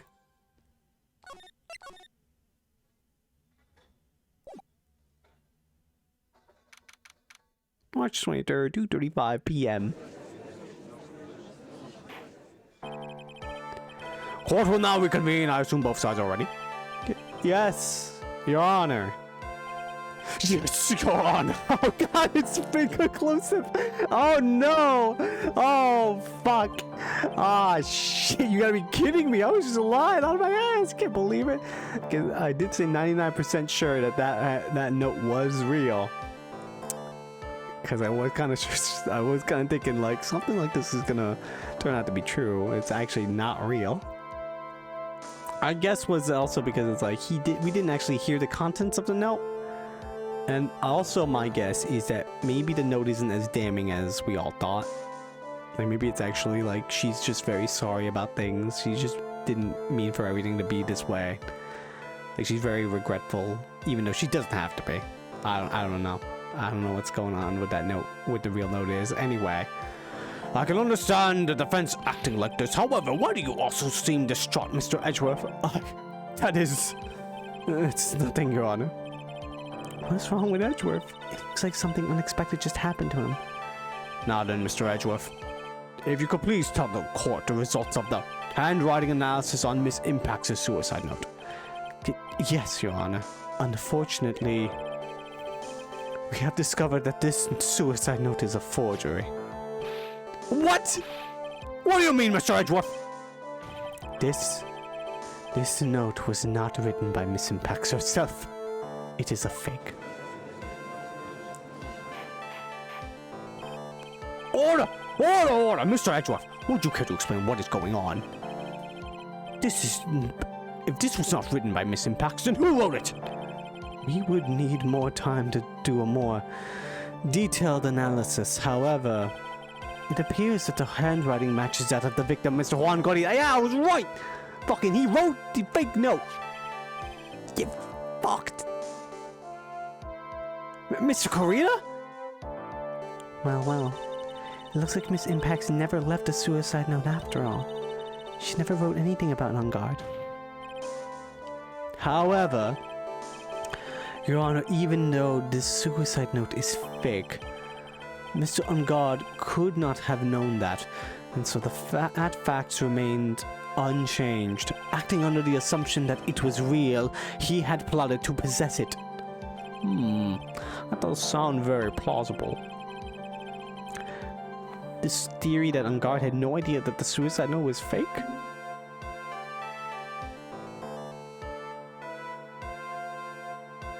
It'd be wild enough, dude, man. This thing's fucking just prank wars to a whole nother level. This motherfuckers were like, I'm gonna forge my wife's suicide note just to get him. Like, what in the fuck is wrong with these two?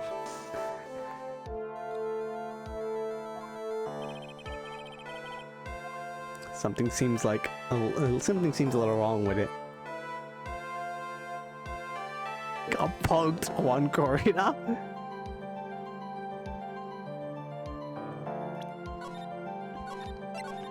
Might as well present some evidence. Wait, hang on. The defense believes that the theory the prosecution has stated contradicts testimony. If everything the prosecution has proven up to this point is true, then it's impossible for Mr. On Guard to have known it was fake. The camera. Either one, doesn't really matter. Both prove my point here. What is this little item called again?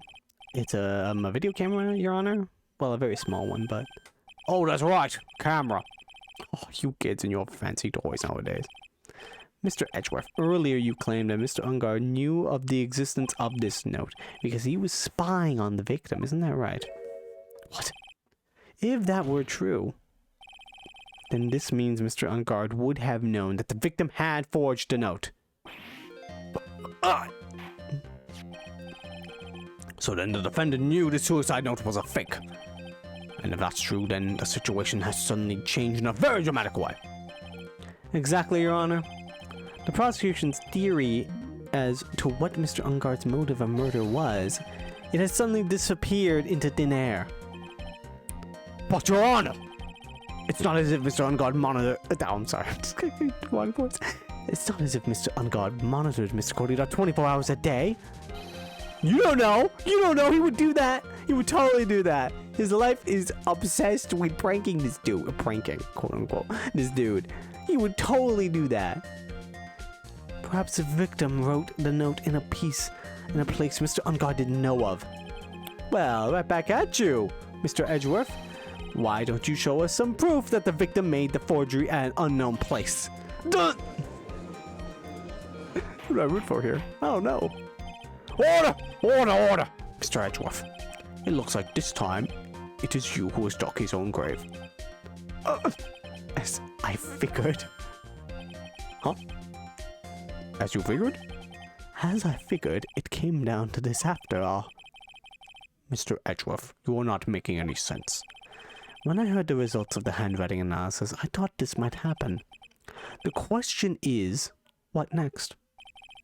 What next? If the prosecution can't prove Mr. On Guard's motive through the evidence, then we must prove it from another angle. Well, I agree with you there. Your Honor, the prosecution would like to call a witness to the stand this time. Oh? Well, that's fine. However, this witness is a little unusual. Edgeworth stuttering? This is not like him at all. What's happening? Unusual? Well, what sort of witness is this person, Mr. Edgeworth? This witness is one who is perfectly fit to answer once and for all the question of who was it that hired Shelley the Killer to commit murder? That's impossible! Who in the... No such person exists who can answer that question with such certainty. Yes, Mr. Edgeworth, who is this witness? It is... Yes, go on, who is it? The man himself. Mr. Shelley the Killer. Oh, Mr. the Killer, yes. Why, what? Shelley the Killer? Yeah, Edgeworth, you forget that we don't have him here? You mean the killer? I mean the assassin. Yes, Your Honor. He's coming here? To the witness stand? Well, yes. In a manner of speaking. I recognize that this is a very unusual circumstance, so I ask for your permission. Well, Mr. Wright? Yes? Is this alright with you? Do I have a choice here? I can't really do much else. It's drag this trial out. Defense has no objections, Your Honor. I wonder if it is really alright to do this. Very well, then the prosecution calls its witness to the stand. Edgeworth, is there no other way left to us? Is he here yet? Now then, witness. Your name? Occupation, please.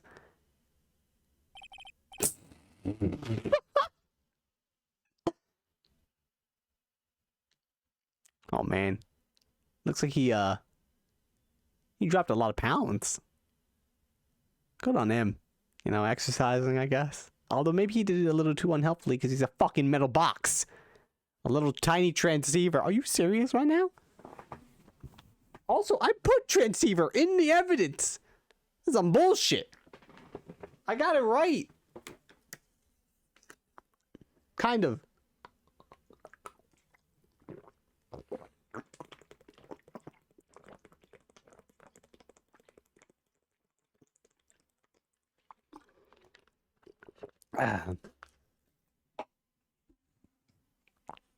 Need water. All right. Let's get this show on the road.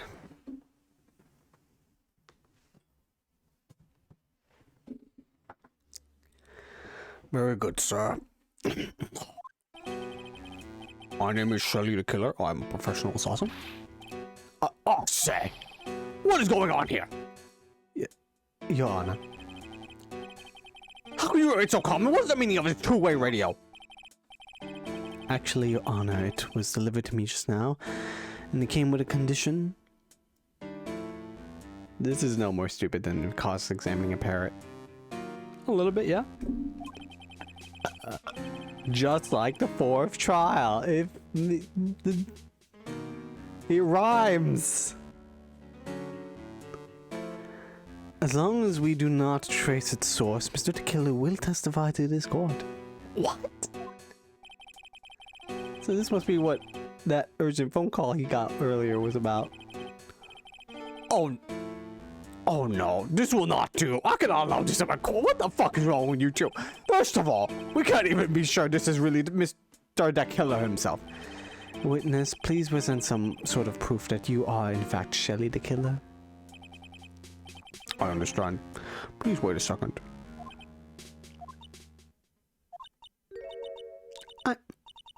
I'm so hungry. Maya! Maya! A voice? Mr. Wright, can you confirm anything from this? The defense has no objections to this person. We are satisfied that this man is indeed Shelley the Killer. It looks like we have run into yet another unexpected turn of events. Well, it doesn't seem like we have too many choices under these circumstances, so... Now then, witness. There is one thing I would like to confirm before we speak of anything else. And what would that be? At the request of a client you killed, Mr. Juan Corrida, is that correct? It is as you say. I did indeed kill Mr. Corrida. Now that we have answered that, let's move on to the name of your client. Very well. This is all just a bad dream. Yes, that's it. A bad dream. Chili the Killer, what's he gonna say? Watch, it's like, yeah, Matt didn't hire me. About my client. Yeah, she's kind of insane. She has a whip. There's something I must first state. To an assassin, nothing is more important than the trust between a client and himself. And that is the reason I am here today on this witness stand. It is my wish that you grasp this concept before I give the name of my client.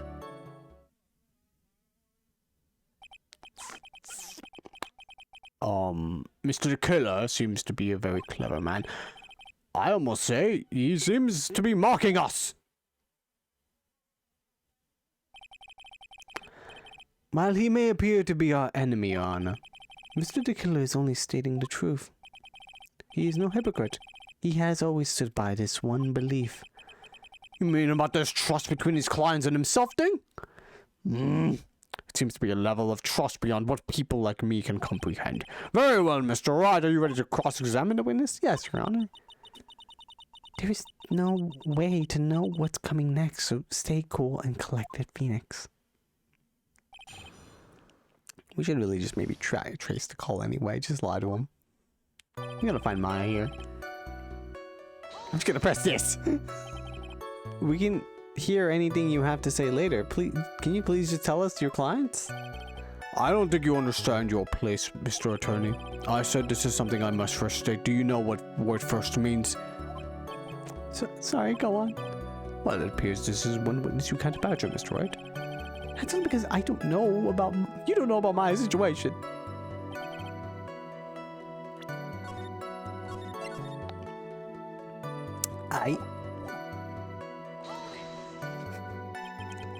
The trust between you and your client.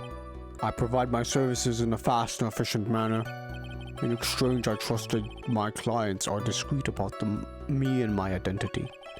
If too many people knew my face, it would be quite troublesome. And that is why you're testifying in this manner. This is the first time one of my clients has ever been accused of murder. Saves coming Andy, damn straight. I must preserve the killer's name so my clients can trust me. But couldn't someone stab you in the back and break your trust? It has never happened before. But if it ever did... yes? That person wouldn't be my client for very long. They would certainly... That's enough! Please, no more! Very well. It was only hypothetical anyway. It's like, they better not. You're not technically here on the witness stand. It seems a little strange to me. I mean, you're about to tell us the name of your client. You would think this would be very bad for them. It doesn't matter to me. This client has already broken the rules and acted outside of their prescribed role. Their role? This person tried to implicate another of the crime in order to save themselves. And this is a trespass that cannot be forgiven. Who gave you the right to be so high and mighty? To the gentleman who spoke just now, excuse me, but would you care to die? No, I did not say anything. Why is he so scared? Dude, he's a voice on the radio, come on. It is my wish that you grasp this concept. Yes. Name of your client. We understand, so please tell us the name of your client. I'm afraid I cannot do that. I still have a few things to say before I do. That egomaniacal. It's not good for your health to be so aggravated. You won't live very long if you let everything bother you. Somehow, that coming from an assassin makes it less comforting. I don't really care about all this extra fluff. Just tell us the name already. Patience. Try to calm down a little. It's important to try to understand his mindset. He seems very steadfast and closed, so you're gonna have to work to him to get him to talk. I'm not his therapist, you know.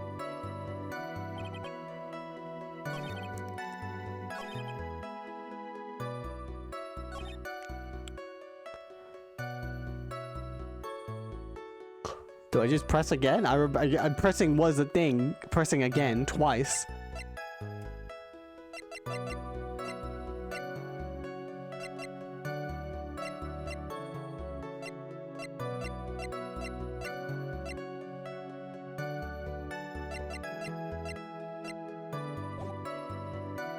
Press again.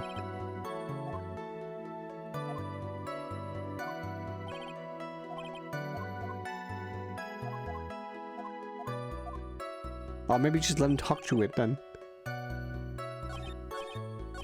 Just don't say anything. Okay.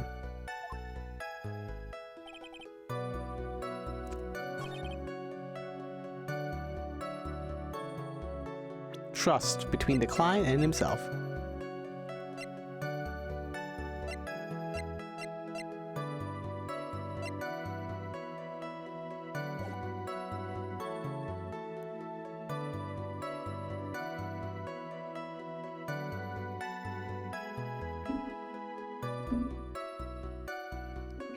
Press 3 times just to be sure? Hell yeah, let's go.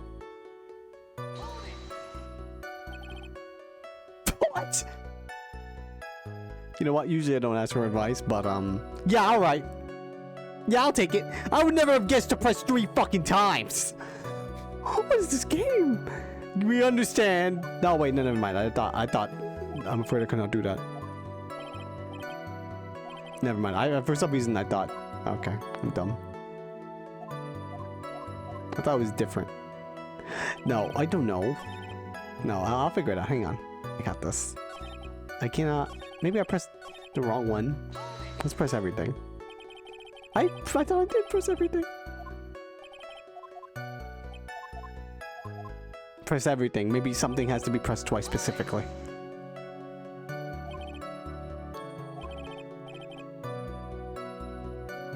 Control discrete identity. Oh yeah, this. Oh, okay, you have to press this specific one twice.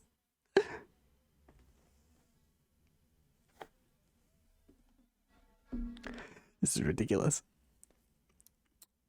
I'm sorry, but I was wondering about something you just said. You said that your client had already broke the rules. A person who frames another is the worst kind of human. And that's why you feel you can betray this person. I have no trust relation with a client who can't understand their assigned role. Just my luck. This assassin who has a conscience. Who would have figured? Now then, everyone. Do you think you can understand my logic? This case just keeps getting better and better. If you can't, then I'm afraid we can't proceed. Everyone understands your point, I think. Really. In that case, I believe I'm prepared to disclose the information you seek. You've made it crystal clear that you value trust over all else. I believe we are ready. Excellent. And that is the reason I'm here today on the witness stand.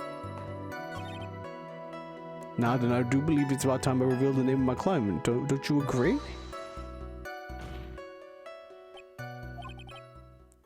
What is it? Now I can't bring myself to ask the client's name. If you can't ask it, then, Mr. Rat, then I will. Witness, what is the name of your client who requested the murder of Juan Corrida? That person's name is... Wait, this guy.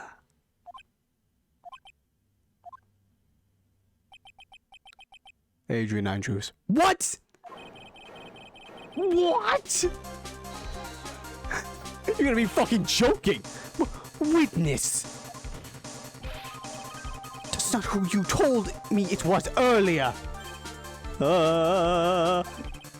Pray tell, what are you talking about, Mr. Prosecutor?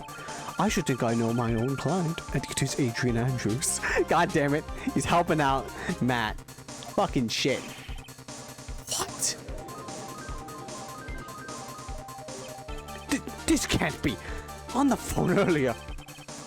What's going on here? My guess is that Mr. the Killer just stabbed Mr. Edgeworth in the back. Stabbed Edgeworth in the back? I'm sure in order to get an audience with this court, Mr. the Killer told him a different name. Man on guard, perhaps. I knew it. Objection! This is outrageous! I was deceived! This witness is telling a very serious lie. But you were the one who summoned this witness. Shelly the Killer! My testimony is the truth. The defendant at the moment is man on guard, am I correct? All I wish to do is help procure his acquittal. Wow. all of a sudden it feels like we can actually win this, and that's kind of bad. I like how we can win this. Oh, wow. Except for the fact that we probably shouldn't win this. He totally fucking did it. Yeah. Yeah, okay. The prosecution has failed to provide a motive and has instead provided the suicide note, which is a forgery created by the victim. Furthermore, there is a possibility the defendant himself knew it was a fake. Most definitive of all, we have heard from the assassin himself the name of his client. Mr. the killer's client, who requested the murder, was not the defendant at all. No. This is ridiculous. He obviously lied to the prosecuting attorney. You can't just change your witness statement. With all this evidence, it is obvious to me that this means that Mr. Matt on guard is innocent. No, not yet. I seem to have caused you all a bit of confusion. Please continue your discussion and call me when you've reached a verdict. Bailiff, please bring Miss Adrian Andrews in immediately. What now? With the way it's going, On Guard will be found innocent. This may be our last chance to save Maya. Yeah, but Edgeworth is right. The killer is lying. And On Guard, my client, I know he's guilty. Can I live with myself if I win this? Who would have believed that the prosecution's own witness would absolve the defendant? Your Honor, the prosecution requests permission to further question the witness. Surely the killer is certainly lying under oath. It wasn't me. Listen, everyone, please. That testimony just now, it was all one big lie. Miss Andrews. The suicide note may have been fake, but that man, Matt, he's the reason Celeste died. And Juan's death, it was all because he got pulled into Matt's twisted world. That testimony just now, you have to believe me. It was a horrible, horrible lie. But Mr. the Killer himself has testified. He has named you as his client. No, that's not true. Also, there's quite a bit of evidence that points to you. The knife and button, donning the nickel samurai costume. But that's... You even have a motive. We know that Miss Celeste impacts a large part of your life. You wanted to follow her, and you wanted revenge against the two who hurt her. I would say you have plenty of reasons to want them both dead. No! Mr. Wright! You know the truth. Tell them. Tell them the real story. Who the real killer is. Tell them. Please help me. Yes, I know the truth.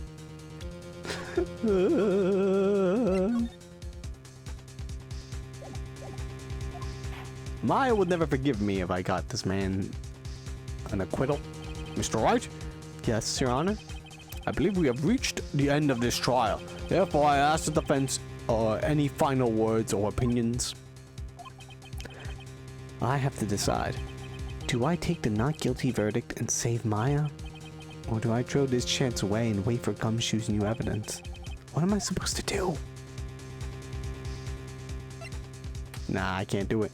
I request the trial to continue. I'm pretty sure if I said request for the verdict, then Gumshoe would just come in anyway, so. Phoenix. I can't do it, Mia. I can't accept a not guilty. You are a lawyer. I know. But Matt on guard is a killer. A murderer. I can't let him get away with this. I can't let someone else take the fall. If I let Miss Andrews be convicted, then I'm no better than on guard. And even though I don't want to admit it, I have to face the fact that it is because of Edgeworth that I now know the real truth. He could have gotten on guard convicted so many times over, but he never took a single one of those chances. If I take this verdict right now, I'd be betraying his trust. His trust? I never thought about it until now. I trust him. Yes, you do. Mr. Wright, your opinion, please. The defense requests that we be allowed to further question Mr. the Killer. Am I hearing you correctly, Mr. Wright? Right. But that witness has cleared your client through his testimony. Your job here is done. I'm not done yet. To see through the witness's lies and find the truth. That is my job, Your Honor. There's still more evidence to look at. And I'm sure that once those pieces arrive here in this very courtroom, a miracle will occur. Very well, the trial will continue. Mr. Edgeworth, please reestablish connection to Mr. the Killer. Right away, Your Honor. Gay pride, let's go. He trusts Edgeworth so much. There is no heterosexual explanation for this. But has a verdict been reached? Before that, we'd like to talk to you a little more. About? All you needed from me was the name of my client. What else could you need from me for? Well, actually, we would like to hear everything you know about this case. That is how things are usually done. What is he talking about, usually done? Do we want to hear the actual murder beat by beat? Hey, Lois. I can't do it. It's too high pitched. It's also some weird accent.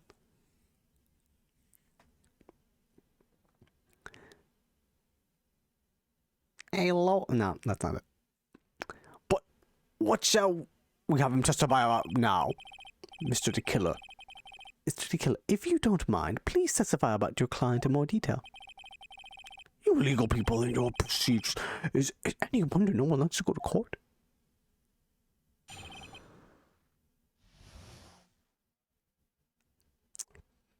Peter for the rest of the stream. That'd be impossible. I think my throat would hurt after that. As I have already stated quite a few times, Miss Adrian Andrews is my client. However, one thing I simply could not overlook is tampering with the scene of a crime. My client did it to frame another of the crime, while pretending to be the first person to discover the body and enter the scene. Adrian Andrews already knew from the very beginning that Juan Corrida was dead. But even more appalling is the creation and planting of the knife and button. That act is what I was referring to when I said my client had broken the rules. This is most unexpected turn of events for the fifth time now. However, this time everything has finally been revealed. Objection. Just a second, Your Honor. Yes, Mr. Edgeworth? We still have the cross-examination to do. But don't need to question and testimony like this. Do you, Mr. Wright? Your Honor, the defense will question the witness, as if I have a choice here. Huh? Why? What is the witness said? It's been nothing but beneficial to the defense's case. If you scrutinize the testimony, then I'll expose the lies in that oh-so-beneficial testimony, I suppose. I don't understand what's going on anymore. That makes two of us.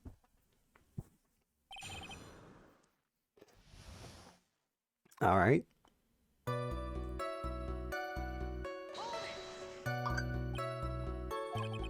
What is it, Mr. Wright? I pressed him in the wrong way. It might raise suspicions on his end, but I have to do something to waste more time. Witness, about requesting a hit? Yes. How much is your fee? What? I see you're also quite a dark-hearted man, Mr. Attorney. What? Huh? If you would like to talk business, we can do so after the trial. God, no! I'm not thinking of hiring. Mr. Wright! Yes? You want to kill me? You want me dead, don't you? What? Why would I? Guilty, Mr. Phoenix Wright. You are hereby declared guilty. Witness, let's continue. I thought that was gonna be a fail state. I was gonna be like, what the fuck? Why did you disclose the name of your client? They are your client, are they not? I'm saving right now just in case. What the fuck?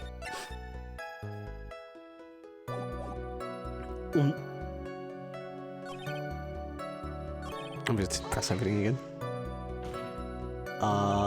I would think that most people wouldn't be able to overlook a person hiring another to kill. if I had a problem with such a thing, I wouldn't be very effective at my job. Yeah. Well, change in occupation might be good for you. However, I will say this. Even though I am the one that does the deed, my clients are always the real guilty party. That goes without saying, Mr. the Killer. And their fate is to live with the knowledge of their guilt on their shoulders. However, my client this time thought that they could run away from their guilt.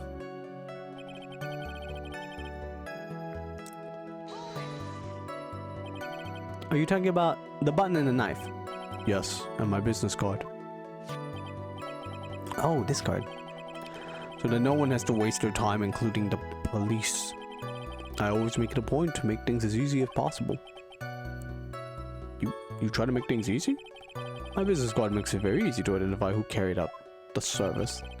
He's pretty devoted to his work. But to disregard everything to go and stab the deceased with a knife and then hide my card from sight? That is something I cannot overlook. It's really hard to tell if he's being truthful or not without him being here.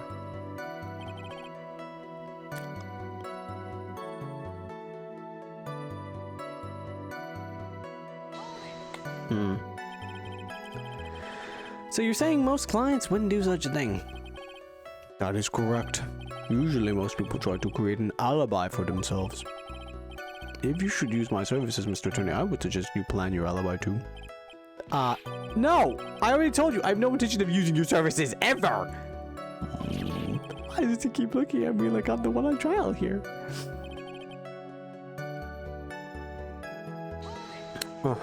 Yes. From the very beginning. That is correct. From before my client visited the room, all of my clients know precisely what the situation is at all times. I wonder if that's really true. That's odd.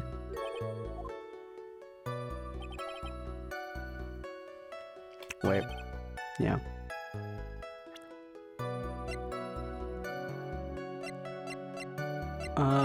About her actions when she went in there. Why the wine glass? Why do anything with the wine glass? If she knew he was dead, then... Wait, that's right. She thought that he was sleeping at one point, but then realized, oh god, he's dead. She poured him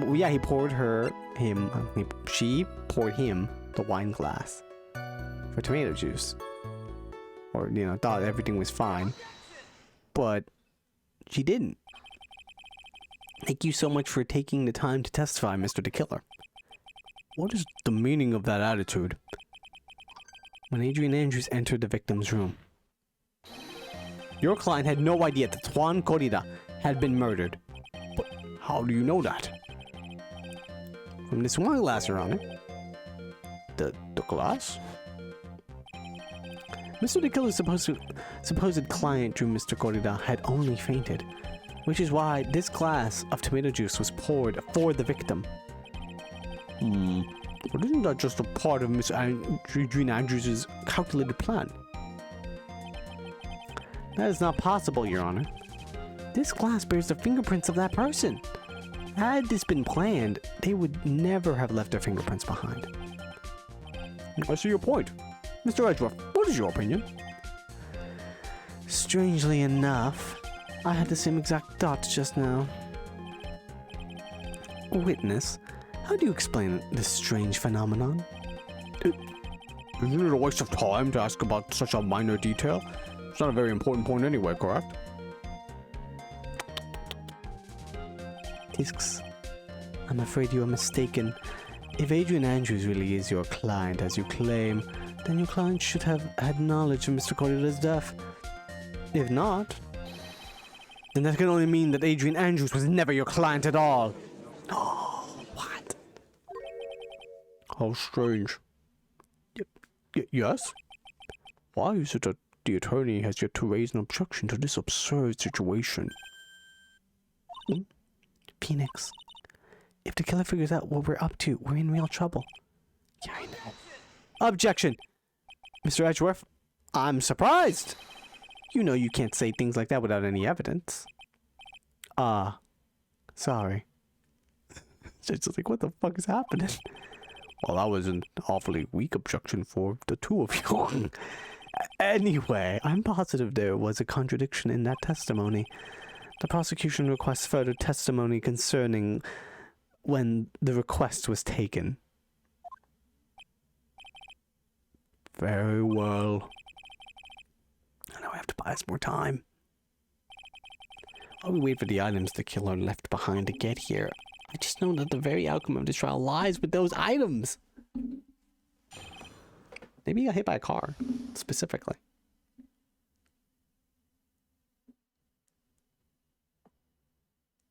No idea.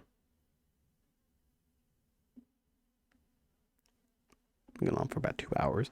I have no idea where this trial is gonna go. The request came to me about a week ago. It was a request for my services on the night of the awards ceremony. We met at a certain bar to discuss and finalize a few matters. That is what occurred. I trust my memory and I believe I have made no mistakes.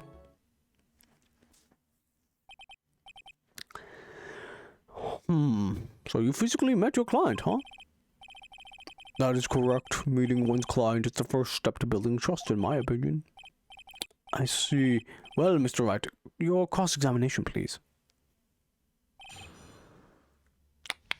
Okay. Sure.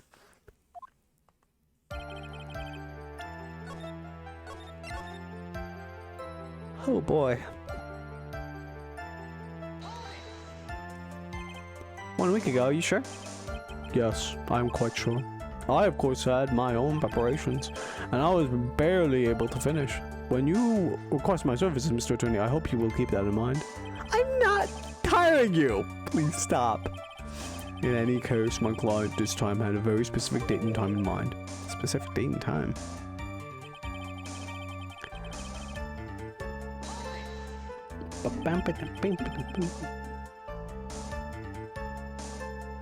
I can't do Stewie Griffin. I'm not good at voicing. I've also not watched Family Guy in forever. Did you ask why on that specific night? No. I tried to fulfill all my conditions of my client's request. But as for why, I only had my suspicions. Your suspicions, huh? Let's press further. So what are these suspicions you had? Why did your client request that night? I'm sure it was all for the bear. The bear? My client spoke of it. I'm sure there will be a bear-shaped figurine in Juan Gordila's room. I would like you to retrieve that item for me. I mean, you used to be talking about the bear puzzle. Inside that figurine was a suicide note. Naturally, the victim brought it with him to his hotel room. He was planning to publicly disclose its contents at the press conference after all. That is correct. And if I had not done the job that night, I would not have known where the bear figurine was. I see. Well, Mr. Wright, was the testimony just now of any importance? It's very important.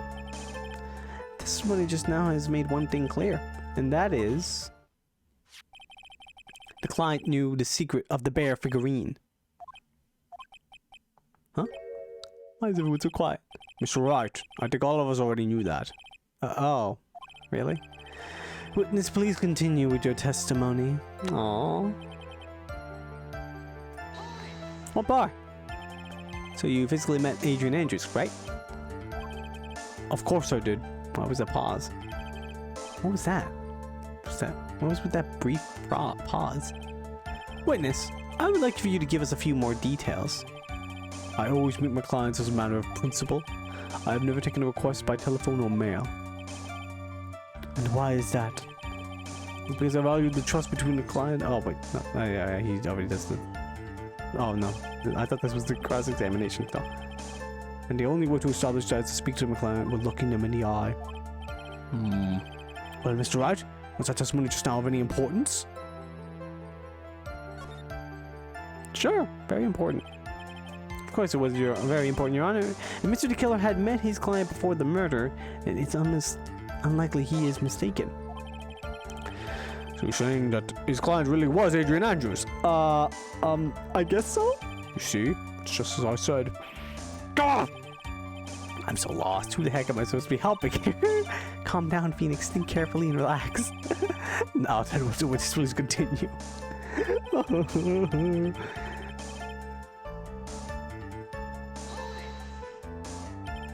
So your client was Adrian Andrews? That is correct. Well, he says the two of them met. But if they did, then there shouldn't be anything wrong with the killer's testimony. Well, there doesn't seem to be anything strange this time around. You have to draw more information from him, but you can't draw his suspicion. If you can do that, you should be able to find a flaw in his testimony somewhere. Talk about a delicate balance.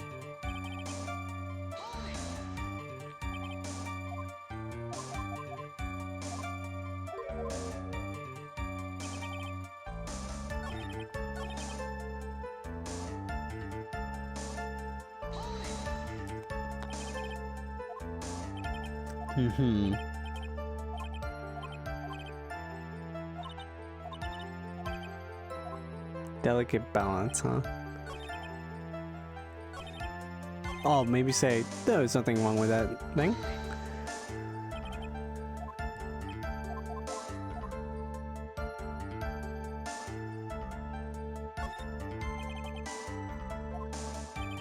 All for the bear?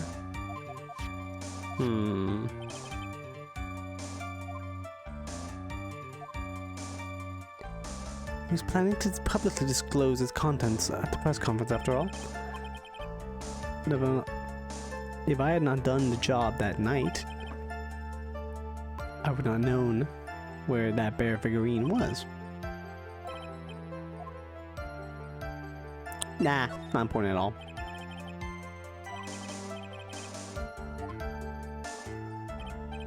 No, you're not. I don't think it's very important.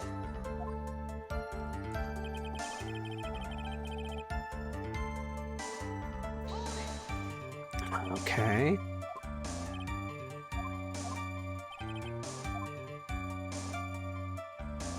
Let it go.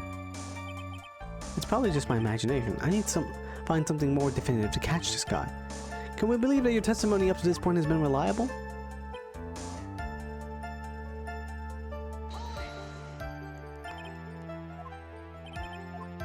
I believe I went down this route as well. No, I think I'll press it further again. There is nothing on the night of the awards ceremony. We serve a certain bar to finalize a few matters. There was a pause. Obviously, she didn't meet Adrian Andrews. Press further. Give us a few more details.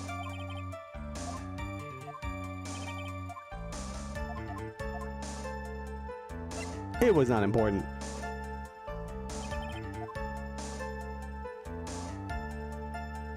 Witness, please sidestepping my questions. What do you mean by that? My question was, did you really meet Adrian Andrews in person? I've already told you, Mr. Wright, I did. It was only through talking with him face to face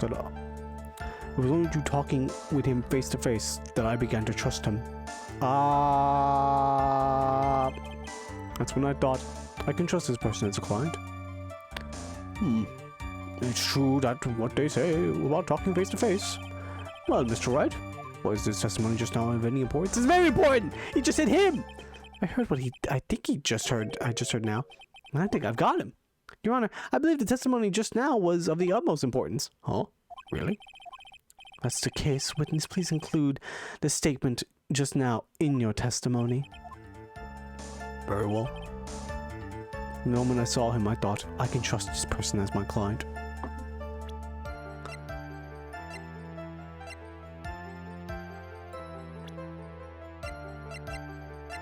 Adrian Andrews is a woman. Oh wow, it's Shelly the killer. Always leaves a Shelly card near his victim's body. Oh, spooky. Yeah, Adrian Andrews is a woman, dude. I would like you to go over this one more time. You met Adrian Andrews at a bar and took the request at that time? Yes, that is correct. And that's when you thought he was trustworthy. How many times must I repeat myself? Yes, that is correct. I'm sorry, but that is an impossible tale. What? Shelly the Killer. You have never met the real Adrian Andrews. Why would you say that? Because you made one very big slip-up about her. So what is this issue? What did you just say just now? About her? If you had ever met Adrian Andrews in person, one look would have told you that she is a woman. Oh, are you joking? That's not possible. That or you give me a really crappy transceiver. Order in this court. Mr. Wright, what is the meaning of this? This witness testified to the following, that he always meets face to face with his clients when taking their request. But he has never met Adrian Andrews in person. Yes, Your Honor. That is exactly my point. That means Mr. the Killer's client could not have been Miss Adrian Andrews. He's sweating oil. Oh no! What the fuck? Mr. Edgeworth, I understand your logic on this one. However, why would the assassin make such a basic mistake? I believe it has to do with her name, Your Honor. Her name? Yes, Adrian Andrews is without a doubt a very androgynous name. True. Yeah, I guess he's never seen Rocky. Yes, I see. Luckily for Mr. the Killer, the entire time he was on the stand, no one had stated Miss Adrian Andrews' gender. And so he simply picked the wrong gender to go with. What? What is going on? You'd think he would pay attention to the fucking trial, my guy. Shelly the Killer! This court demands an explanation! I think somehow I must have mixed up this client with another. So does that mean you remember something different now? Yes, of course. Please, if you would allow me to testify once more. Don't we just gonna spit out more lies? But lies beget more lies. Very well, but this time please give us the truth and nothing but the truth.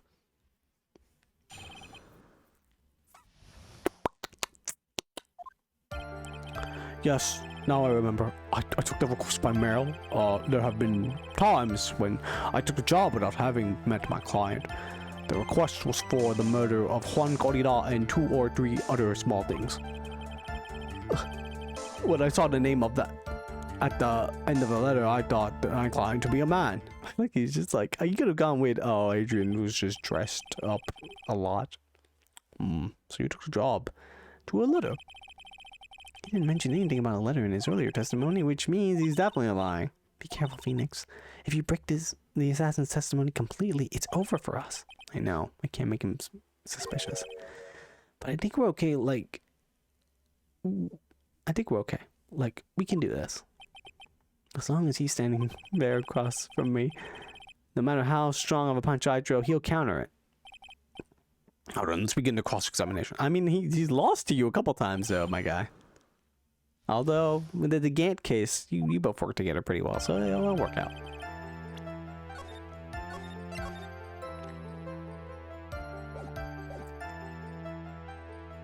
You said you don't do that. But didn't you just say earlier you always meet with your clients? Yes, I suppose I did say that. However, there are some clients for whom a meeting is simply not possible. But didn't you meet your client this time? No, I did not. Oh, come on now. Let's stop this game of cat and mouse. Using your silkiest voice is not going to work on me. I have such a silky voice. Alright then. Please cough it up and confess. Right, you can't badger the witness with such harsh words. You're a lawyer, so behave like one and present evidence instead of mindlessly yelling. Now then, do you have any proof that Mr. the Killer met with his client?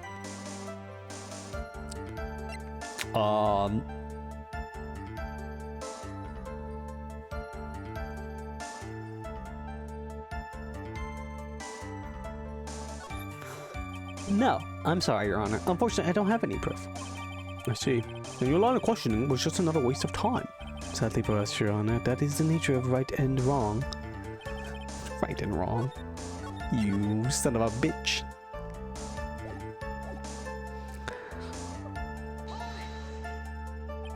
And why could you not meet certain clients? Recently, I have been receiving more requests. If I meet each and every client, I would lose some nice business opportunities. Nice business opportunities? On top of which, the times have changed. It is now the age of information and computers corrupt. Well, I have joined the times and now I take requests via electronic mail. Electronic mail? You have to mail that in a special insulated envelope? I'm very sorry. I despise the shortening of words. What I meant by electronic mail is commonly referred to as email. Email? In a contest of mimicry, the judge would beat a parrot hands down. Anyway, you took the job without having met your client and 2 or 3 other small things. What? 2 or 3 other things? Yes. And what are these other things? A few other things that have nothing to do with this case. What should I do? Should I let him slide with that? It'd be really bad if I pushed his buttons the wrong way and he got mad. I shall let it go. Dakota sounds like one sharp man. I should try to find a better way to do this without making him suspicious. Let's continue with the testimony, witness, if you please. When I saw the name at the end of the letter, I thought my client to be a man. So you're saying that you never saw your client's face, not even once? I did once. It is when I went to give my client the figurine. Yes, I see. But Miss Andrews was wearing a mask at that time. A mask? The nickel samurai mask, I'm guessing. Mr. Wright, what do you have to say about this? Do you have any problems with this piece of testimony? No objections? I think I can pull something out of what he said, but it would be real bad if I did something that made him mad over something trivial. There are no problems with the testimony, Your Honor. We pretty much reached the end of our rope here. Huh? Seems like we're still okay to me. And that's exactly what is so bad. At this rate we're going, we will end up completely destroying the killer's lie. If we do that, you already know how serious of a situation that will put us in. Oh yeah. All I can do now is pray that those items reach us in time.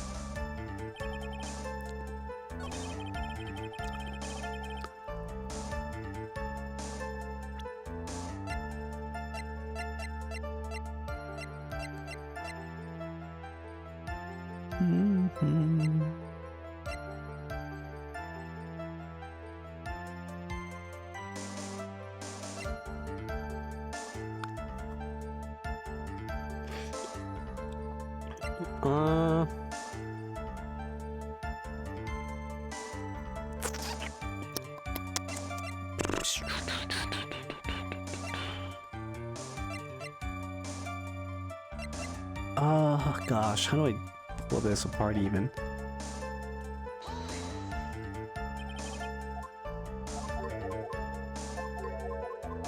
This is about email. Maybe we just try it, I guess.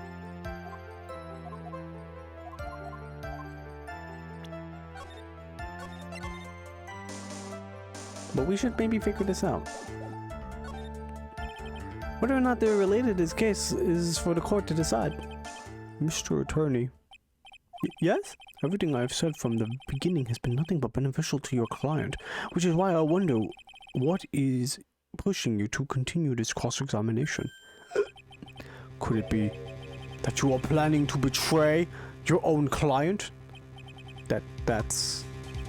I smell the stench of a backstabber, and should you turn out to be one... Wait. Uh-oh, this is looking really bad. I should just press my luck. I shouldn't press my luck. I have to think, is this worth pursuing? Maybe we should lie our way through this, hang on.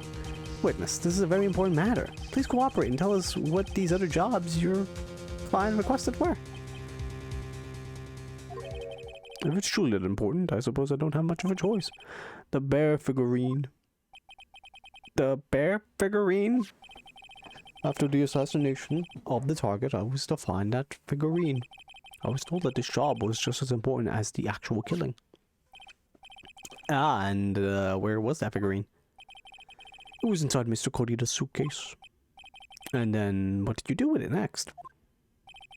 I handed it over to my client right away. You gave it to your client. Interesting. This information sounds important to me. Witness, please include what you just stated in your testimony. As you wish. Give it to Adrian Andrews. I found this figurine at Mr. Unguard's mansion. If you give it to Miss Andrews, then what was it doing there? I was waiting for her there. That was also part of the plan, to frame Mr. Ungard, I'm sure. That makes a lot of sense. Well, Mr. Wright, do you have any problems with this piece of testimony? I guess. No objections. It's no use. As long as I can't put my finger on the central problem here, pressing the witness anymore would be extremely dangerous. It appears that Mr. Wright has no problems. Well then, witness, please continue. Nah, we have to actually press. It's such a weird, delicate line, like press, but sometimes don't press. So the killer says he gave the figurine to Miss Andrews. But I know somewhere in that statement, there is a contradiction. And yet, I know that if I press something trivial here, he will cut the connection on his end. If you want to make a strong point, Phoenix, you have to present strong evidence. She's right. So now what, Dr. Right? Present evidence. Witness, let's go over this one more time. You gave Miss Andrews the bear figurine. She told you to take the bear and wait for her at Ungard Mansion. Is that correct? Yes, where are you going with this? Well, I think maybe you might have remembered a few things incorrectly. What?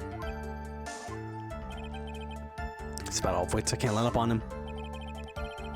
I don't think it's possible for Miss Andrews to have been the recipient of this bear.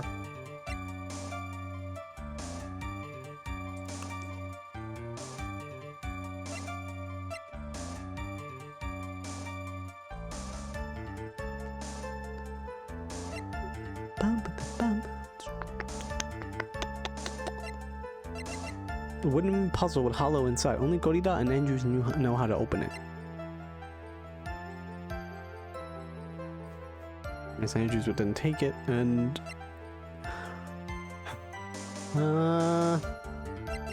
what logic am I supposed to be using here, I wonder? Changes the footage. Radio waves transmit the data.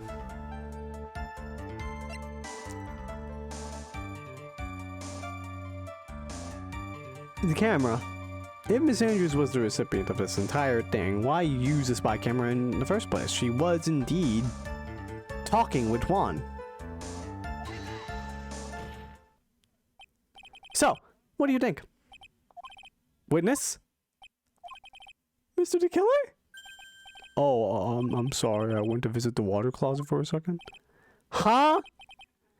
Mr. Tony, I think it's time I said this in terms even you can comprehend. If you ask me any more of these pointless questions, there will be no mercy.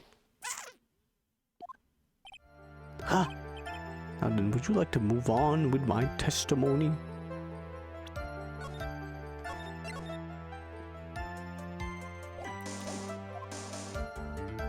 Oh boy.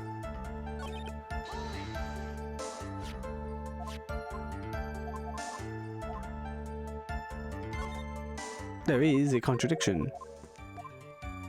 Present the evidence.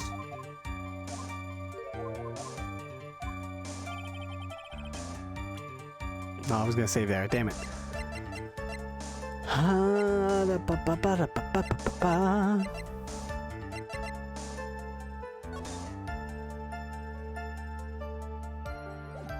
That one? They've been getting close together. So, what do you think?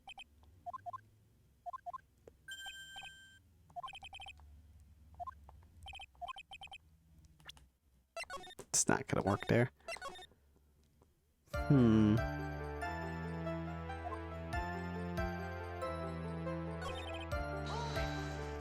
There has to be a piece of evidence that I'm not figuring out.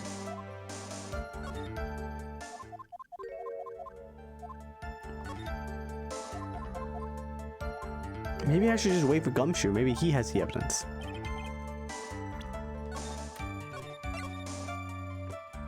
Why would... Alright. Let's think. Ms. Andrews, the recipient of this bear. Why is it impossible?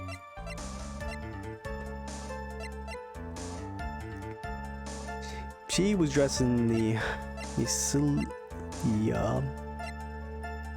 nickel samurai outfit.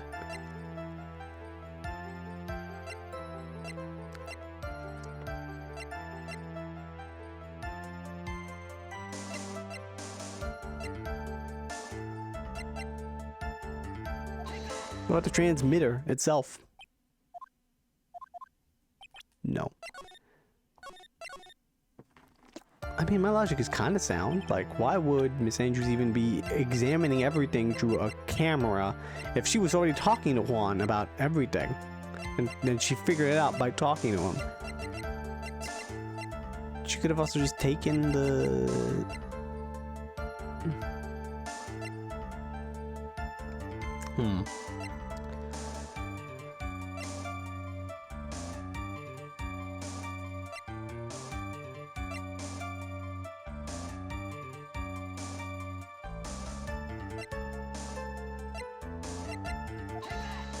Look at this press conference, man.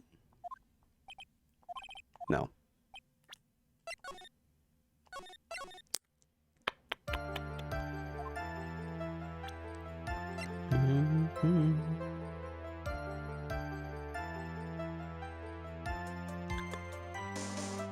Would she want it destroyed? She talked about having it destroyed multiple times.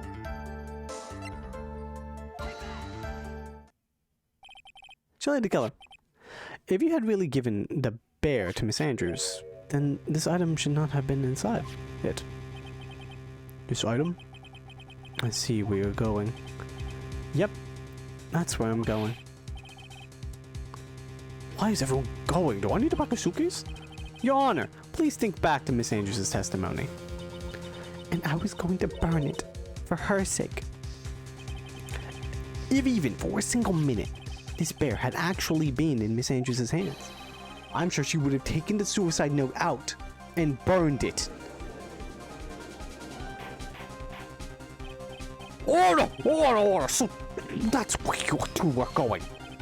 So by the very fact that the suicide note was still inside the bear, it tells us that your client didn't know how to disassemble the puzzle. Which means...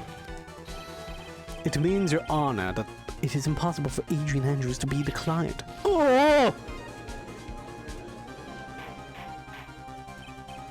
Order! Order! Order! Duh. Mr. Phoenix Wright. Yes, hey, what up to me? I'm sure I mentioned this before. How I hate traitors above all else. I think your cross-examination has clearly demonstrated something to me. You must wish to break your end of our agreement. No! That's not. That's enough. If that is your intention, then there is only one more thing for me to do. Please. Wait, please! Gentlemen, ladies, please excuse me. I have a matter that I must attend to. Hold it! No, please, not that. Please wait. Mr. Attorney, bring this trial to a speedy end, and I may stay my hand otherwise. God damn it! I don't know what to do! What in the... Mr. Wright, are you? Mr. Edgeworth? Yes, Your Honor. I didn't understand this witness's outburst just now. Do you think there is need to hear more testimony, or is this enough? Well, we should. Edgeworth, we can't do this. If we keep this up, Maya, she'll... The prosecution. What has come over everyone? Even you are... The prosecution rests. What is going on around here? The prosecution has no further questions, Your Honor. What?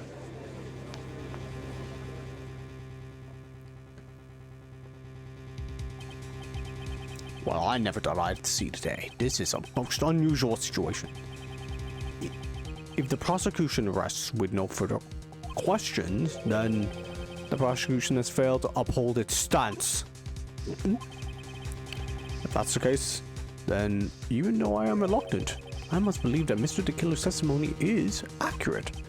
That would mean that Shelly the Killer's client is Adrian Andrews. Mr. Wright? Yes, Your Honor. If I end the trial here, right now, and your client, Matt on guard, would be declared innocent. And in his place, Adrian Andrews would be charged with murder. Miss Andrews would be charged with murder? The prosecution has no further questions, so we will now hear the defense's final remarks. Bailiff, please bring out the defendant, Miss Matt on guard, to the stand. The items from the killer's hideout didn't make it in time. We tried as hard as we could, but it looks like our time has run out. I can't believe it. The outcome now lies in your hands.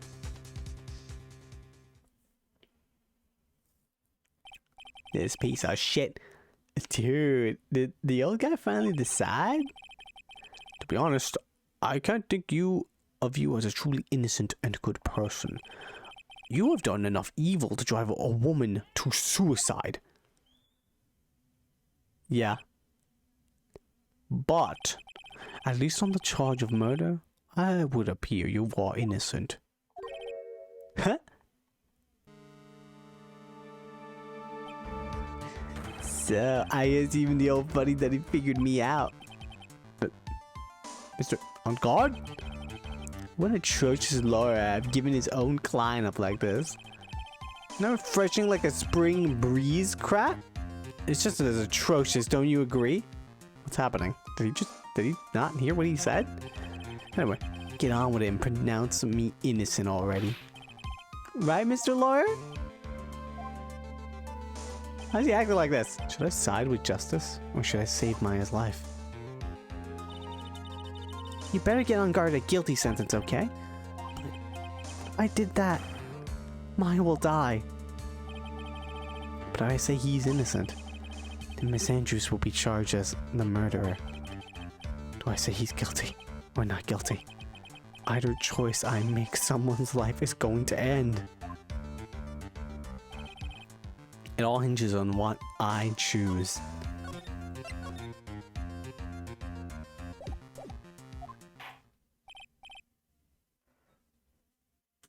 Now then, Mr. Wright, let's hear the defense's final statements on this matter.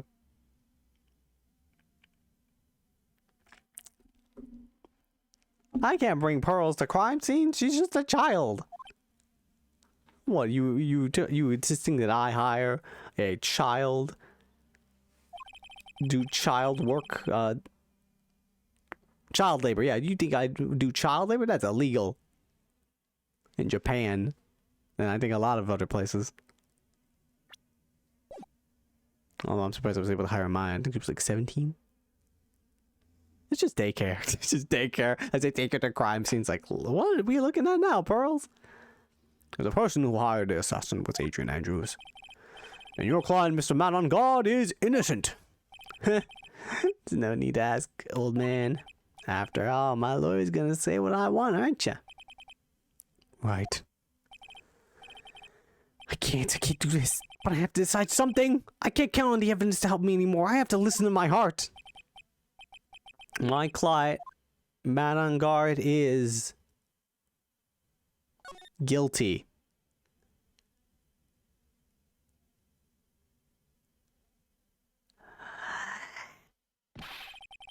We are waiting for your answer, Mr. Wright. Man on guard, your client deserves an answer.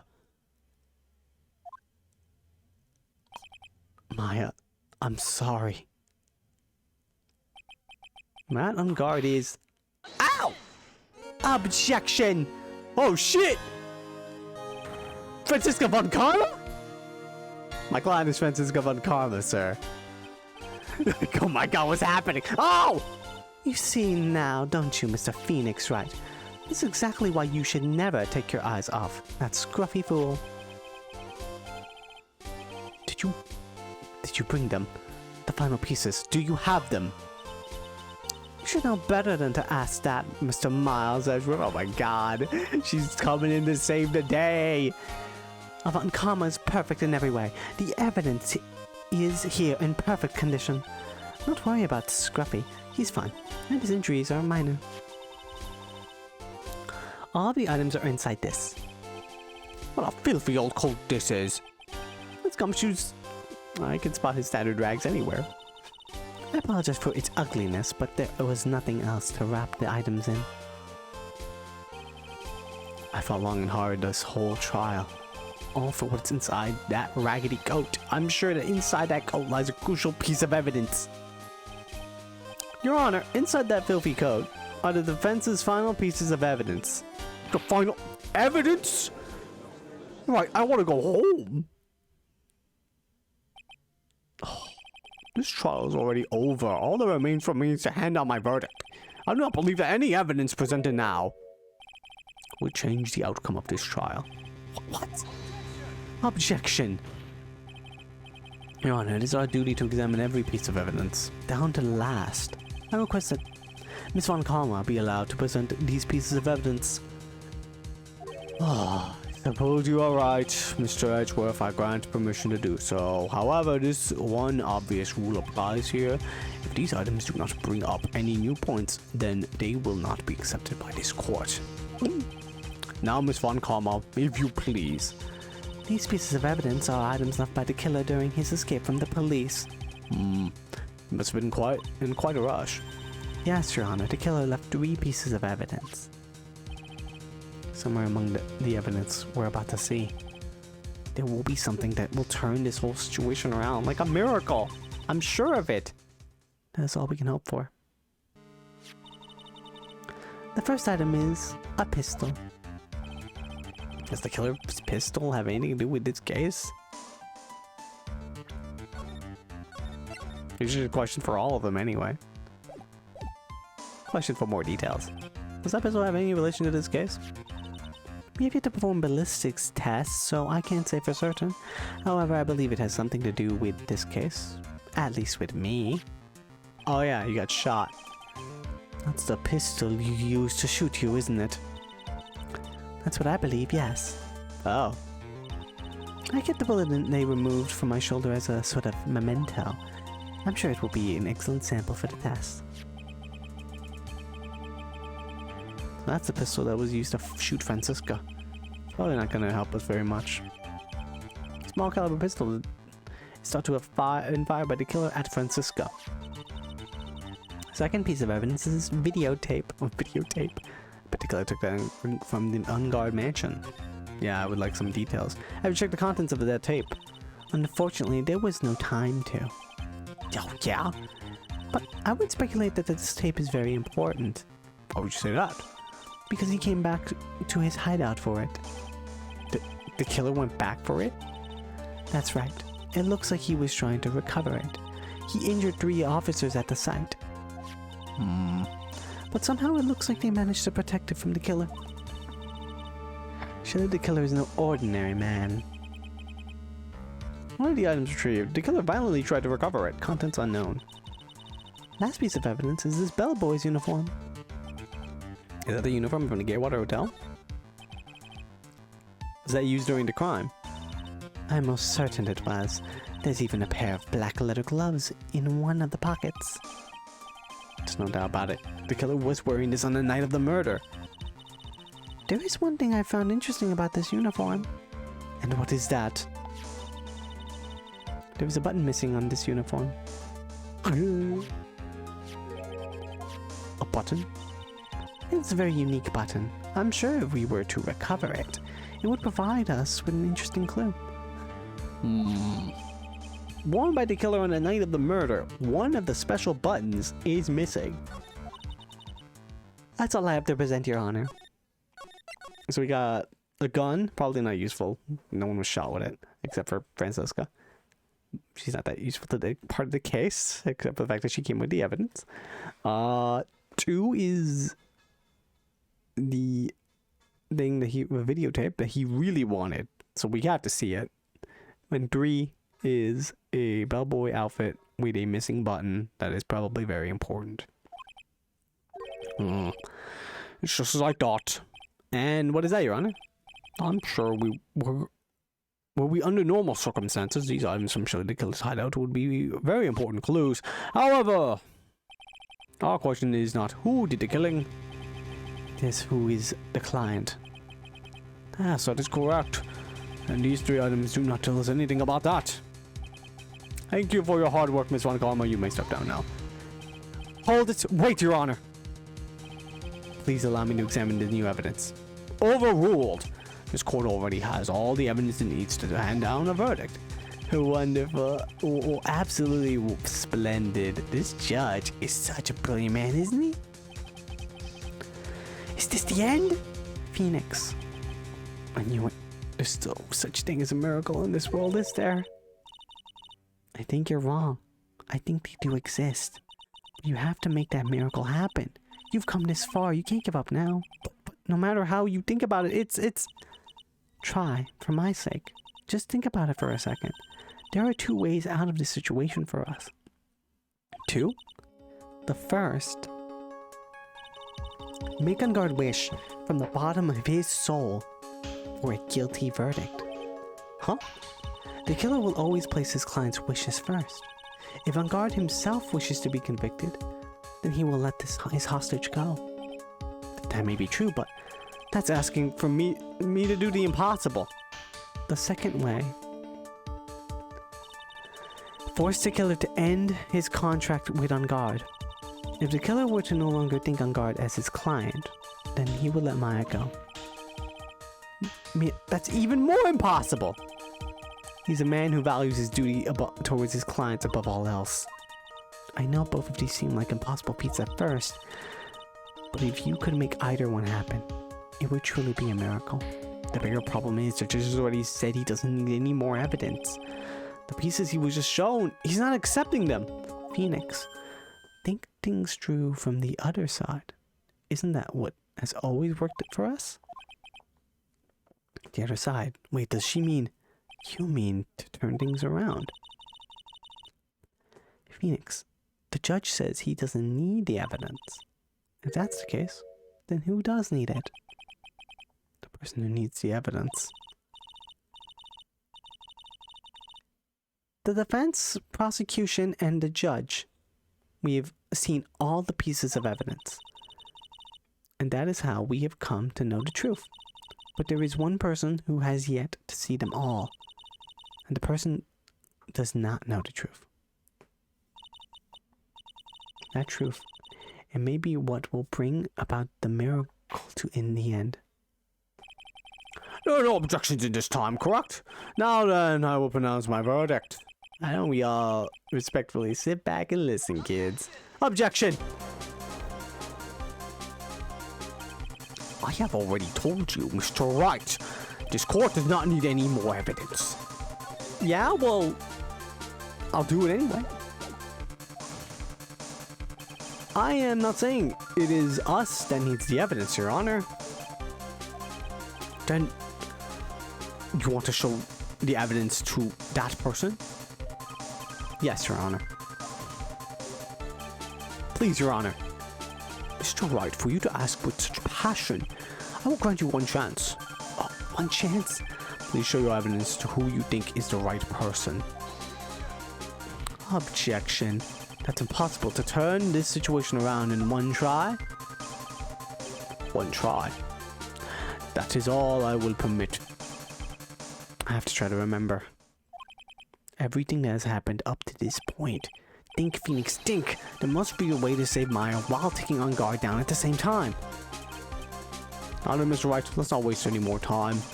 Who would you like to show the evidence to?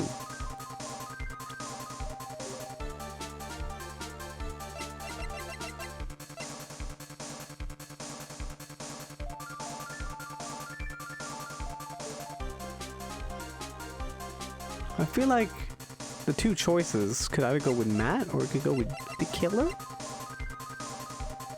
I mean, Matt's seen it. He's here, but he hasn't seen the tape. Has he? What's on that tape? Does he know? I saved, so let's try Matt, and then we'll try the killer. Two of my options, really. I see. And now, tell this court what one piece of evidence you would like to show this person.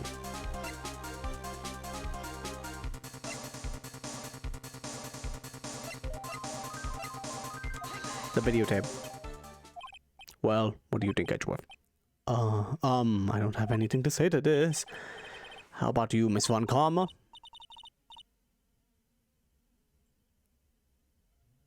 He just doesn't care. Probably. I'm afraid I cannot allow the defense to continue. What? No one understands what you're talking about anymore. No! Wait, please, one more chance. That's enough, Mr. Wright. I will now state my verdict. He's not guilty! Hooray! Like I was confetti. Except for the fact that it's terrible. Court is adjourned.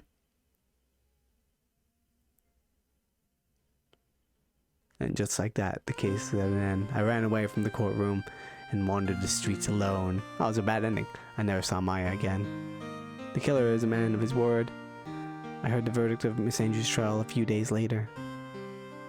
She was found guilty. Of course. I assume she got released, but she's like, I don't want to see you. How dare you? The miracle never happened. Maybe it was never meant to. Because a miracle is something that doesn't exist. Depressing. The end. No! That's a bad end, damn. Justice 3 served. Get the bad ending for Phoenix Wright is doing Justice for All episode 4. Oh, so I guess I got a trophy for that. That's good. That was my intention all along. Okay, okay, let's talk about this. Let's go show to the killer. Either the videotape or the button. One chance. I'm gonna say the button. That button seems important. The bellboy's uniform. Whoops, I picked the wrong one. You asked me who first. I'm so... And this. Yeah, it totally makes sense. Do I just cancel out? That take too long. Closing the game, and I'm reopening it.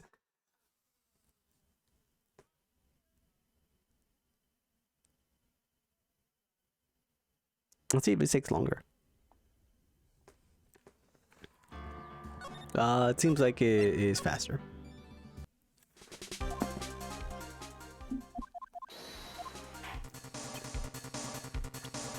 All right, save here.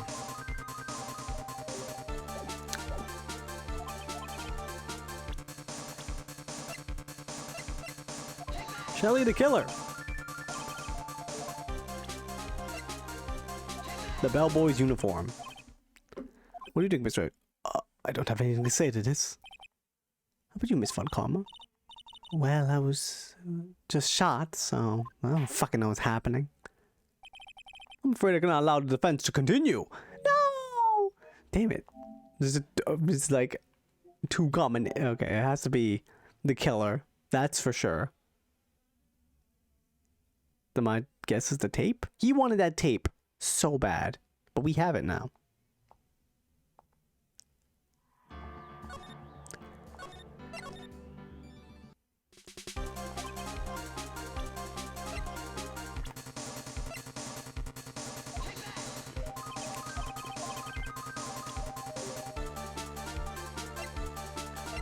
I wonder if I could also just show this with Love Celeste.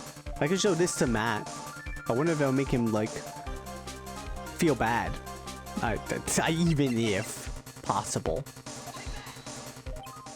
I wonder if there are 2 endings. I think there is some merit in showing this evidence to that witness. It's like, I don't know, maybe he'll be like, I feel horrible. I got her murdered, and no, he got this far. I assume not. Well, please bring in the transceiver from earlier. All right, looks like I managed to convince him. Why do you all keep fucking calling me? Maya, she's okay, right? Didn't I tell you to concern yourself with bringing about a speedy end to this trial? Now, if I understand correctly, you wish to show me one piece of evidence. Yes, one is all I need. I have here a videotape. It was found at your hideout. I heard you injured 3 officers in your attempt to get this back. That was most regrettable. However, it was an order from my client. I was told to protect that videotape. I thought so. I'm afraid I seem to have failed in that regard. Do you know the contents of this tape? I was sternly told by my client to not watch it, so I have absolutely no idea. Actually, you're on this tape. Me? Oh, it was blackmail. That's right. He didn't... There was a video camera hidden at the crime scene. Your actions were being recorded. What? Is that true, Mr. Wright? Who was it that planted that camera? Well, the only person who could have placed a camera at the scene of the crime would be your client, naturally. But that was Adrian Andrews. Be quiet and listen, Your Honor, please. Yes, sir. Your client specified a time and place for you, isn't that right? Yes. That was so they could film you. I had no idea. Mr. Wright, why would my client do such a thing? I would like to know why. Why did Man on Guard film the crime scene? The reason why he did that is my ticket out of this whole mess. There's only one reason why your client would secretly film the crime scene. They wanted to see who wanted to blackmail on you. Your client once told me something very interesting. We were talking about you, and this is what they said. Should I be saying this? This is a client lawyer confidentiality. Yeah, whatever. I'm no weakling. I don't believe anyone, least of all assassins. Oh, calm now, Mr. Wright. Assassins aren't about blackmail. Yeah, that's where the video comes in. With that, I can keep him at bay and even blackmail him if I want. Your client didn't trust you at all. They were thinking of using this video to blackmail you. What do you have to say to that, Shelly the Killer?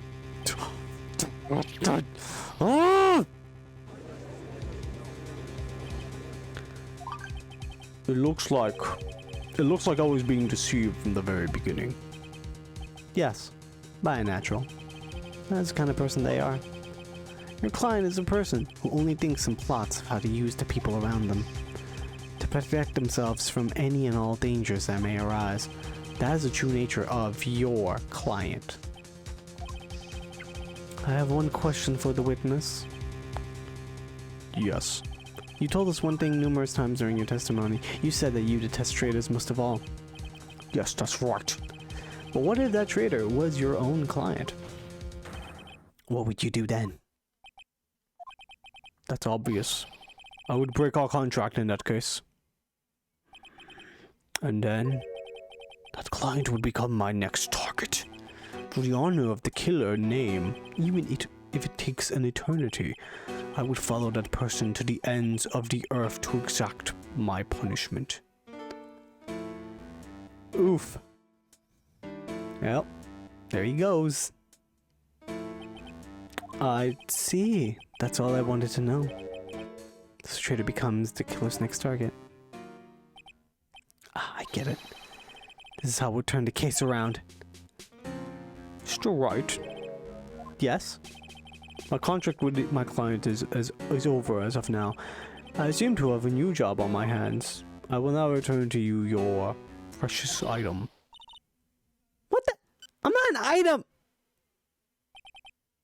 Oh yeah. I thought I'd never see you again. Oh, thank goodness. Whew. This trial appears to have come to its conclusion. However, I'm actually I don't quite know. Well, what the fuck? Miss Volkama, what did that? She always has you in her sights. Now, I do believe it's time to finally hand down a verdict.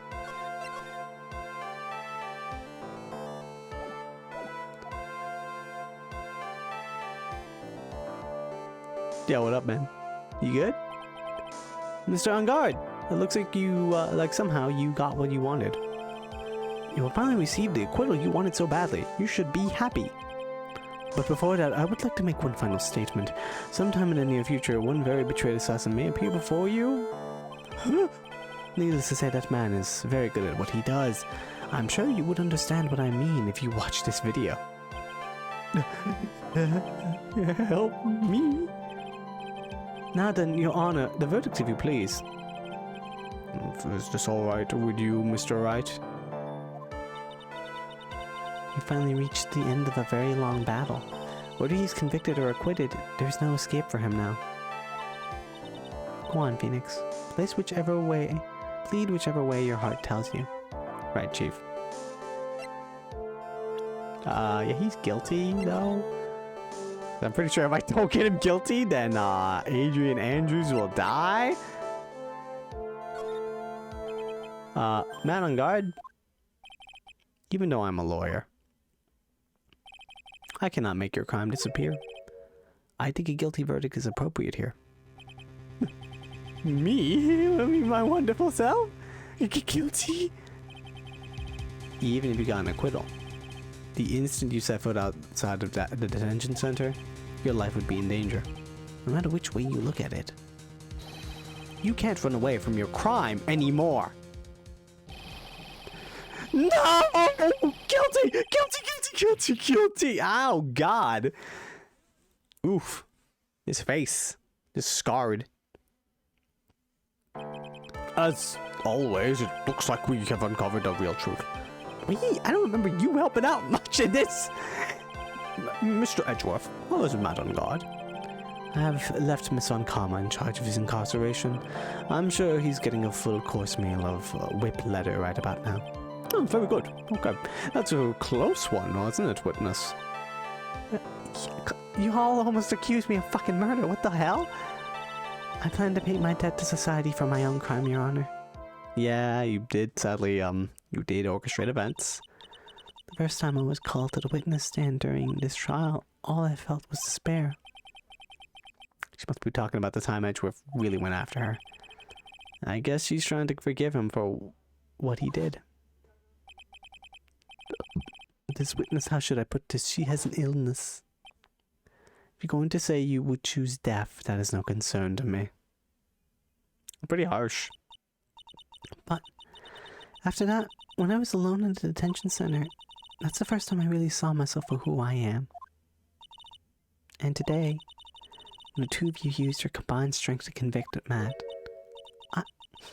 I felt like I'd finally been saved. Wow, it's the first time I've ever seen her smile. I'm really happy that you two were in charge of this case.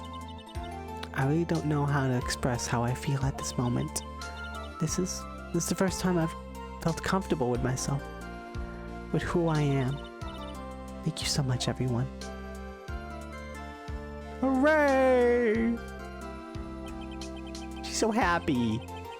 Looks like we have resolved everything at last. As for myself, there are still a few things I'm confused about, but everyone seems to be in good spirits, and it's good enough for me. That is all. Court is adjourned. March 23rd, 5:14 p.m. What a long day at court, huh? Did overtime today. You were great out there, Phoenix. What I did out there was right, wasn't it? This is the first time you've not gotten your client off. In a good way. Hooray, Phoenix, we lost! Woo! We got them a guilty verdict this time. But you have to look past all that to what's really important. You now realize that there is something more than just being not guilty, right? Yeah, I understand now. Phoenix, think back for a second. Think to the moments before Miss Von Karma arrived with the final piece of evidence.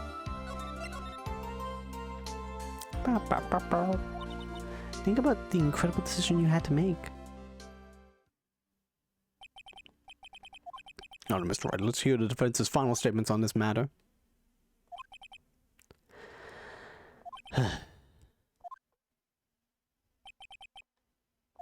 Man on guard is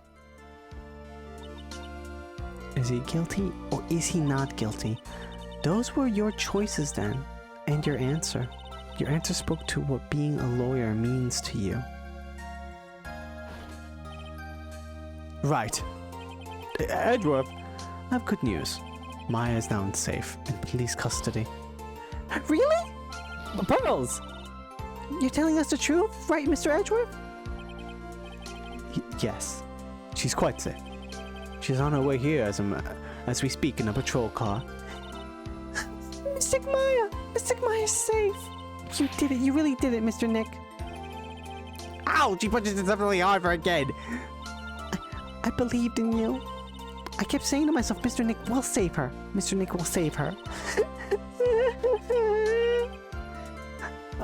Thanks. Oh, Well, what's wrong? Miss Von Karma. Yo, what up, girl? About earlier, thanks. Ow, why? Why are you still smiling, Mr. Phoenix, right? You lost. Your perfect win record has now been crushed. And yet you are still happy. I don't think you'll ever understand, Miss Von Karma. How dare you? Don't worry. She may in time. After all, I was like that myself until a year ago. Edgeworth? For my own personal victories, and for guilty verdicts. I used every dirty trick in the book, and so my win record remained spotless. But a man appeared and stood fast against that selfish me. I fought him in my usual manner and tasted my first defeat. I felt like I had lost everything because of that. And then it was my turn to sit in the defendant's chair. And I was saved by that person I called my enemy. I couldn't forgive myself for all that had happened, so I left the prosecutor's office. Well, after going through episode 5 and doing all that jazz, it was a little wild. And I left that note. Mr. Miles, Prosecutor Miles Edgeworth chooses death. Huh, that's what you should have. A prosecutor who has shamed himself with defeat should crawl into a hole and die. But that was not what happened. After I left the prosecutor's office, I finally came to realize something. And it was in that moment of clarity that everything began to change. What a foolish nonsense.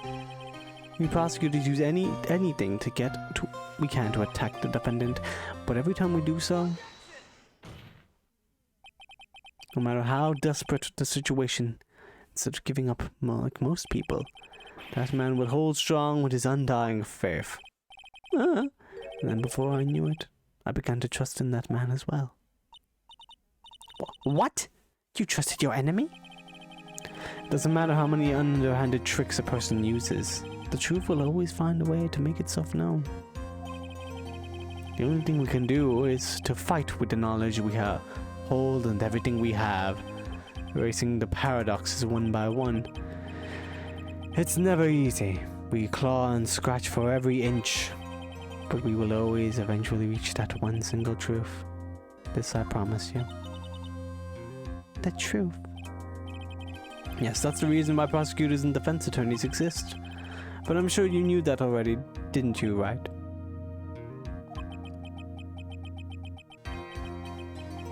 That's why you couldn't forgive me. This man who went into hiding.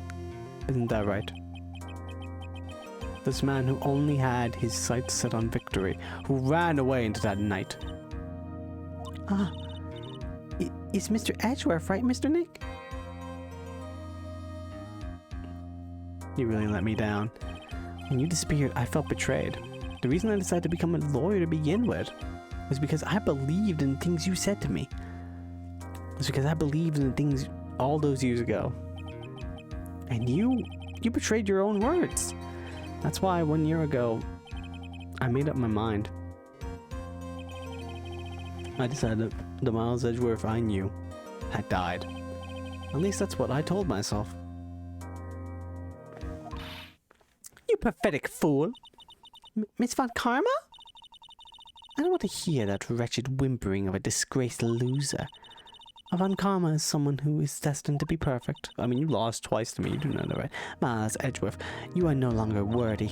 You are no longer worthy to be of being a Von Karma. I don't think he ever was that. And neither am I. It's over. It's all over. I drew something on the ground just now. This is an electromagnetic receiver. Is that the thing that she used to track Detective Gumshoe? I returned this to the precinct later. There's something else. Isn't that Miss Von Karma's whip? I'll never set foot in another courtroom again. I'm sure that's what she's saying by this action.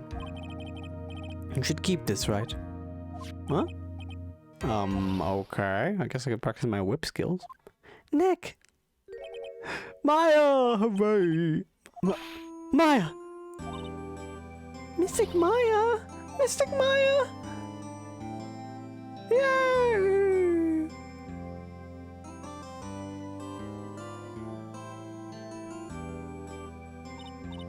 Oh, Nick, I knew you would come true. You got on guard convicted, like I knew you would. And on top of that, you even rescued me. Well, of course I did.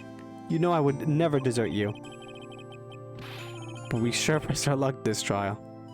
You're really lucky to be standing here.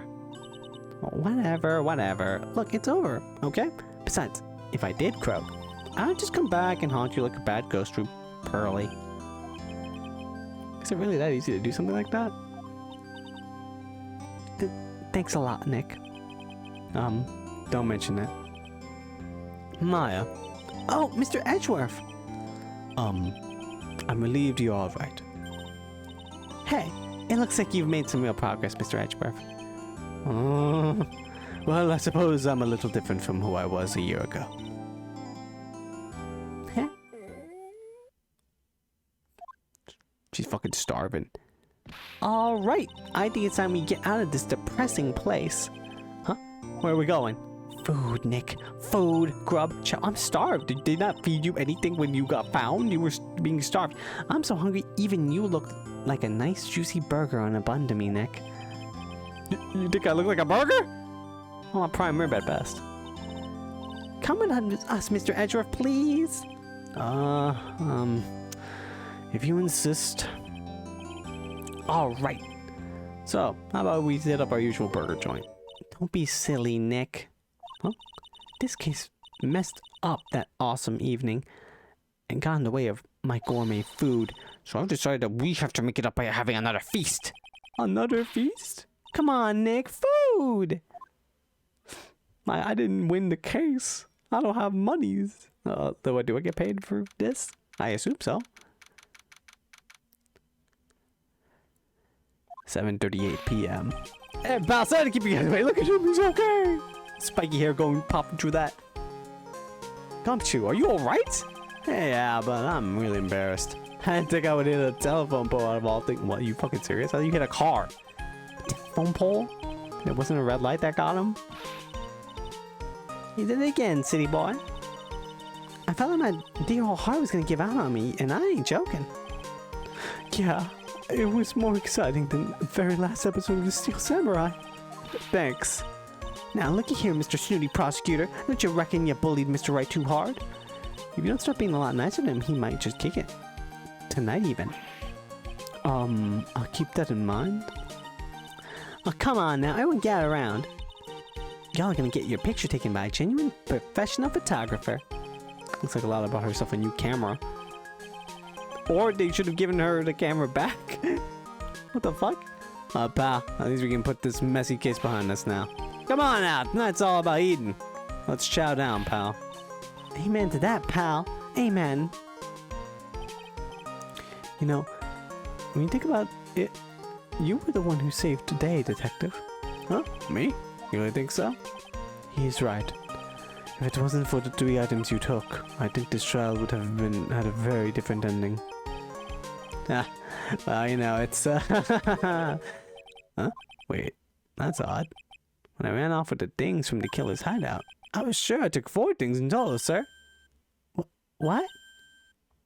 4? Yeah, I'm sure I put 1 of the items in my coat pocket. There was a 4th item? Ah, come on now, y'all. It's over. Oh boy, I tell you, you really are something else. Between getting accused of murder and getting kidnapped? Never a dull moment with you, huh? That's odd. You think? Why does she look so happy about that? For being shut away for 2 whole days. Weren't you scared? Yeah, it was really scary. I felt so hopeless. So to keep my mind off things, I drew a picture. Sounds like you had a rough gal. So, where's that picture of yours? Yeah, I want to see it. I want to see Mystic Maya's picture. You know, I don't know where it went. Oh, I think it was the 4th item. Oh, that's too bad. But that's alright. It wasn't anything important anyway. Ah. It sure is nice to finally see them both smiling again. What is it, Edgeworth? This thing is picking something up. That's Miss Von Karma's receiver. Huh? Thanks, sir. I had the most awful experience of my life, sir. Can't believe she stuck a tracking device on me. That's odd. Even though you're standing right here, the tracking device seems to be in a different location. Oh? It's probably busted or something, sir. Well, it doesn't matter. I'm afraid it's about time for me to excuse myself. I still have some more work to do. Huh? Mr. Edgeworth, you haven't eaten anything yet. And you've eaten way too much, you glutton. I had fun tonight. Now if you'll excuse me. Wait! What? I just want to say, thanks, Edgeworth. You really saved me out there. Yeah! If anyone should be saying thanks, it should be me, right? I feel like words alone aren't enough here. I wonder if there's anything I can give him to express how I feel. Take my attorney's badge.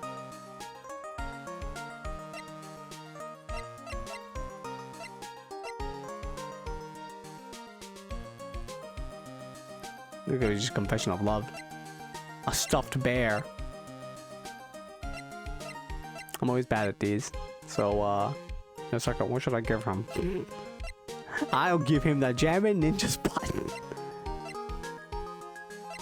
Wait, should I give him this? Oh my, give it to me. I don't know if she'd feel it. I actually don't know if second is here.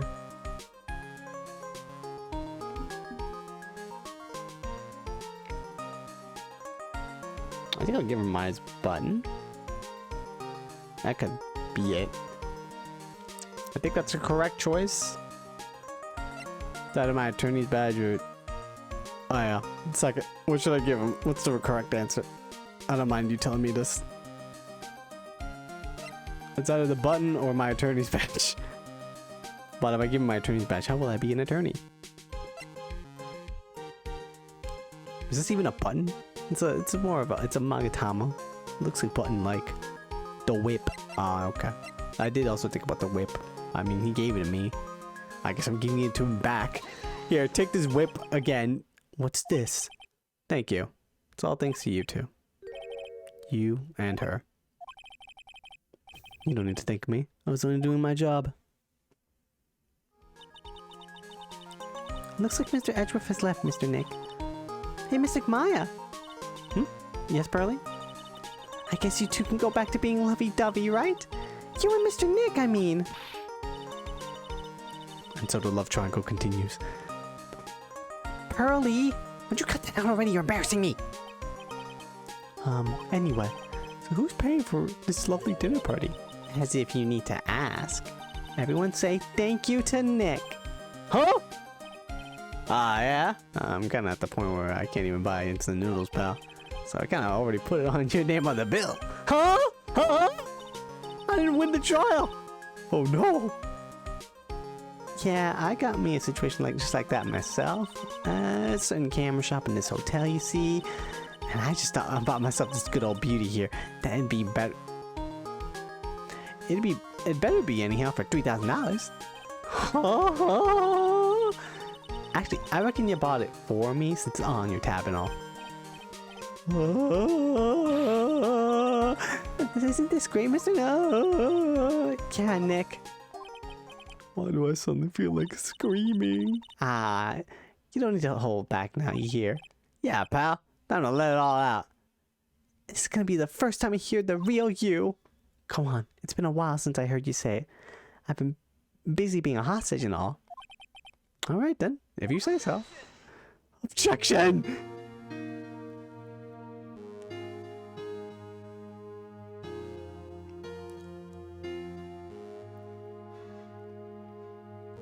That's it. We did it. You really came through for me, Nick. I had to hide that letter, but I knew you'd find it. I really feel like I've been living on the edge lately. I mean, I've escaped death 3 times now. Pretty cool, huh? I feel like a pro. So true. So this is Phoenix's perspective. Walking around, talking to everybody. But what a great game! Fun times. I'm so happy that you could say Mystic Maya, Mr. Nick. And I'm so happy for the 2 of you. Speaking of which, I think this hotel is a popular place for honeymooners. So I sort of made reservations for the 2 of you, just in case. What money, Pearl?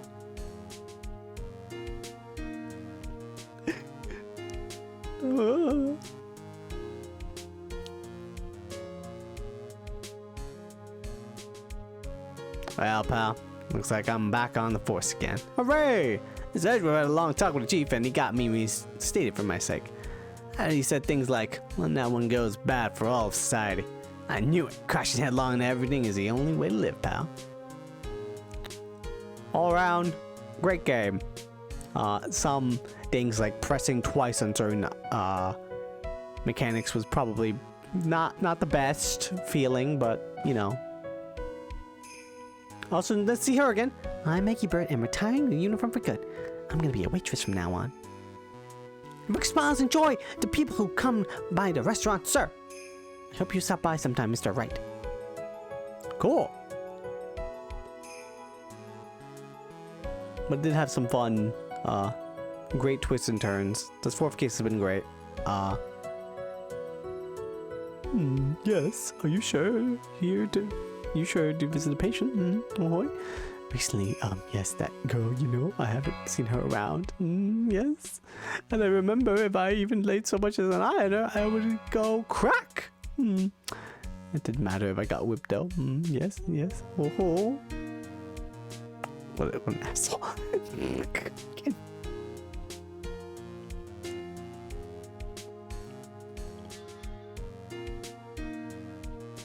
Oh, this dude.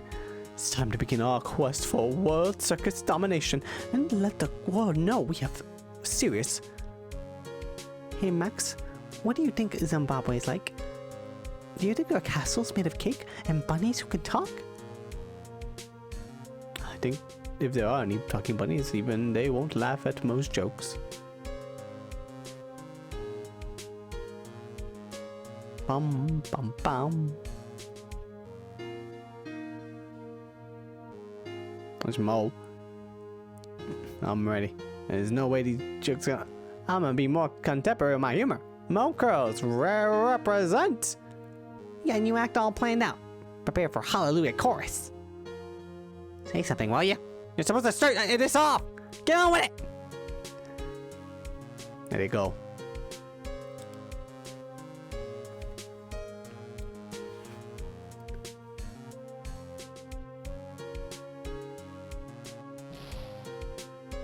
What's this? Drat! It's an ordinary electric razor. I can't believe this, really? How long are they planning to make me do this? But Edgy Poo's idea, so that means it must be deep hidden meaning.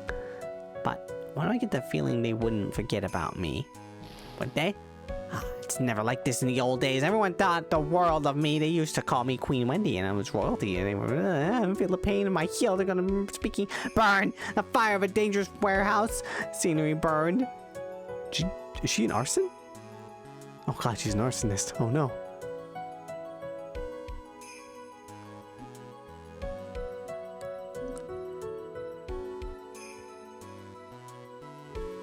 Hey girl, how you doing? I appreciate everything you did for me. And you and Mr. Edgewood did for me from the bottom of my heart. Oh, that's right. I received a letter from Miss Von Karma. She said that after I got out, I should feel free to consult her about anything at all. I'm really thankful to have met everyone. Then was she the one that told you, yo, you should totally not say anything. It'll go great for you. And she almost got accused of murder. It's become difficult for me, such I will take a short leave of absence. Oh my god. If you would like to request my services, please be sure to visit my homepage. May we both be blessed with longevity. And it just broke. Yeah, I don't think I should be calling you, my guy. Executive producer Shinji Mikami. Isn't that the dude who did like... I feel like it was Resident Evil, right? It is Capcom. 9:42 p.m. March 23rd. International Departures Key 12. Where are you going, Francisca? How did you know I was here? With this. That's... I heard you were planning on landing things on a certain person. Things like tracking devices in his coat, for example. That's just like you. I only planted it there because he was always wearing it. This filthy drab coat of his. I don't know how it ended up in my luggage, but it's going in the trash, I promise you that. Oh, that's right. Speaking of that man, he told me something very interesting. When I ran off with the things from the killer's hideout, I was sure I took 4 things in total, sir. 4 things. It seems he put the last one in his coat pocket. You put it in here? It doesn't matter anymore. The kiss is already over. What are you going to do now? That's none of your business. Are you running away? Shut up! You don't understand a thing. You can't possibly understand what it means to be Manfred von Karma's daughter. Francisca. So many expectations from everyone around me. Expectations I must fill. I'm expected to win no matter what. And failure? Such a thing is not an option for me. My father was a genius. There's no doubt about that. But to me, I'm no genius. I've always known that. But I had to be one. I had to. You may not be a genius like your father, but you are a prosecutor. You have been and always will be. No, I'm not. Not anymore. I've even thrown away my whip away. Oh, speaking of that, Ryder gave me this to hold on to. Right. You knew something like this would happen, didn't you? I'm going to say this again. We prosecutors do not fight for personal honor or pride. I hope you will think deeply about what you should be striking down with that whip. You haven't changed a bit. You've always left me alone and walked on ahead without me. Miles Edgeworth, I've always hated you. And then, finally my chance to take my revenge on you arrived. If I could win against that man, if I could make Phoenix Wright bow down in defeat, then this girl you left behind would have risen higher than you. That was supposed to be my revenge. I see. You know, I can't do it. I can't change who I am. I can't throw away everything I've been until today. I believe you can. Just like how Adrian Andrews did. Adrian Andrews? You were going to use her during the trial, right? But you were dependent on your father by using his tactics, isn't that right? Huh. The day you chased after me, after I had left you behind all these years. And that's why we're standing here now, side by side. But I have no intention of stopping. If you say you're going to quit your walk down the prosecutor's path, and this is where we part ways, Franziska von Karma. She's crying. I am Franziska von Karma. Don't think I'm going to walk in your shadow forever. Our battle begins now, so you better prepare yourself, Miles Edgeworth. Aw. There she goes.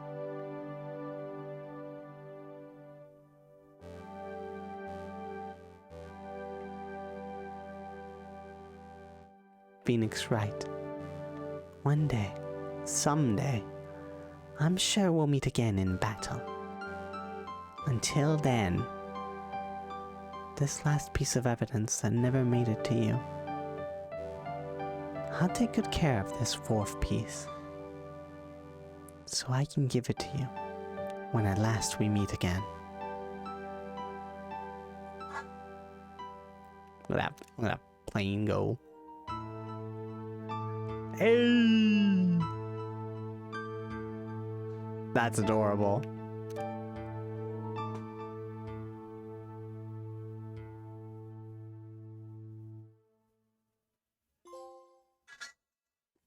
We did it! 2 games down. Oh boy, took such a long time.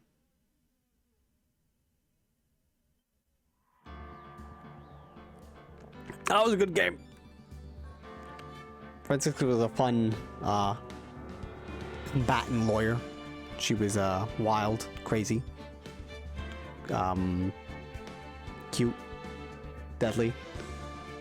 Maybe it whipped the whip a bit too many times. The cases were pretty fun. Yeah, no, I think so. For the most part, not as strong as the cases in 1, although I think the 5th case was really good. And for 5th and 4th one in 1 were really good. This one was still really good. I had a fun time.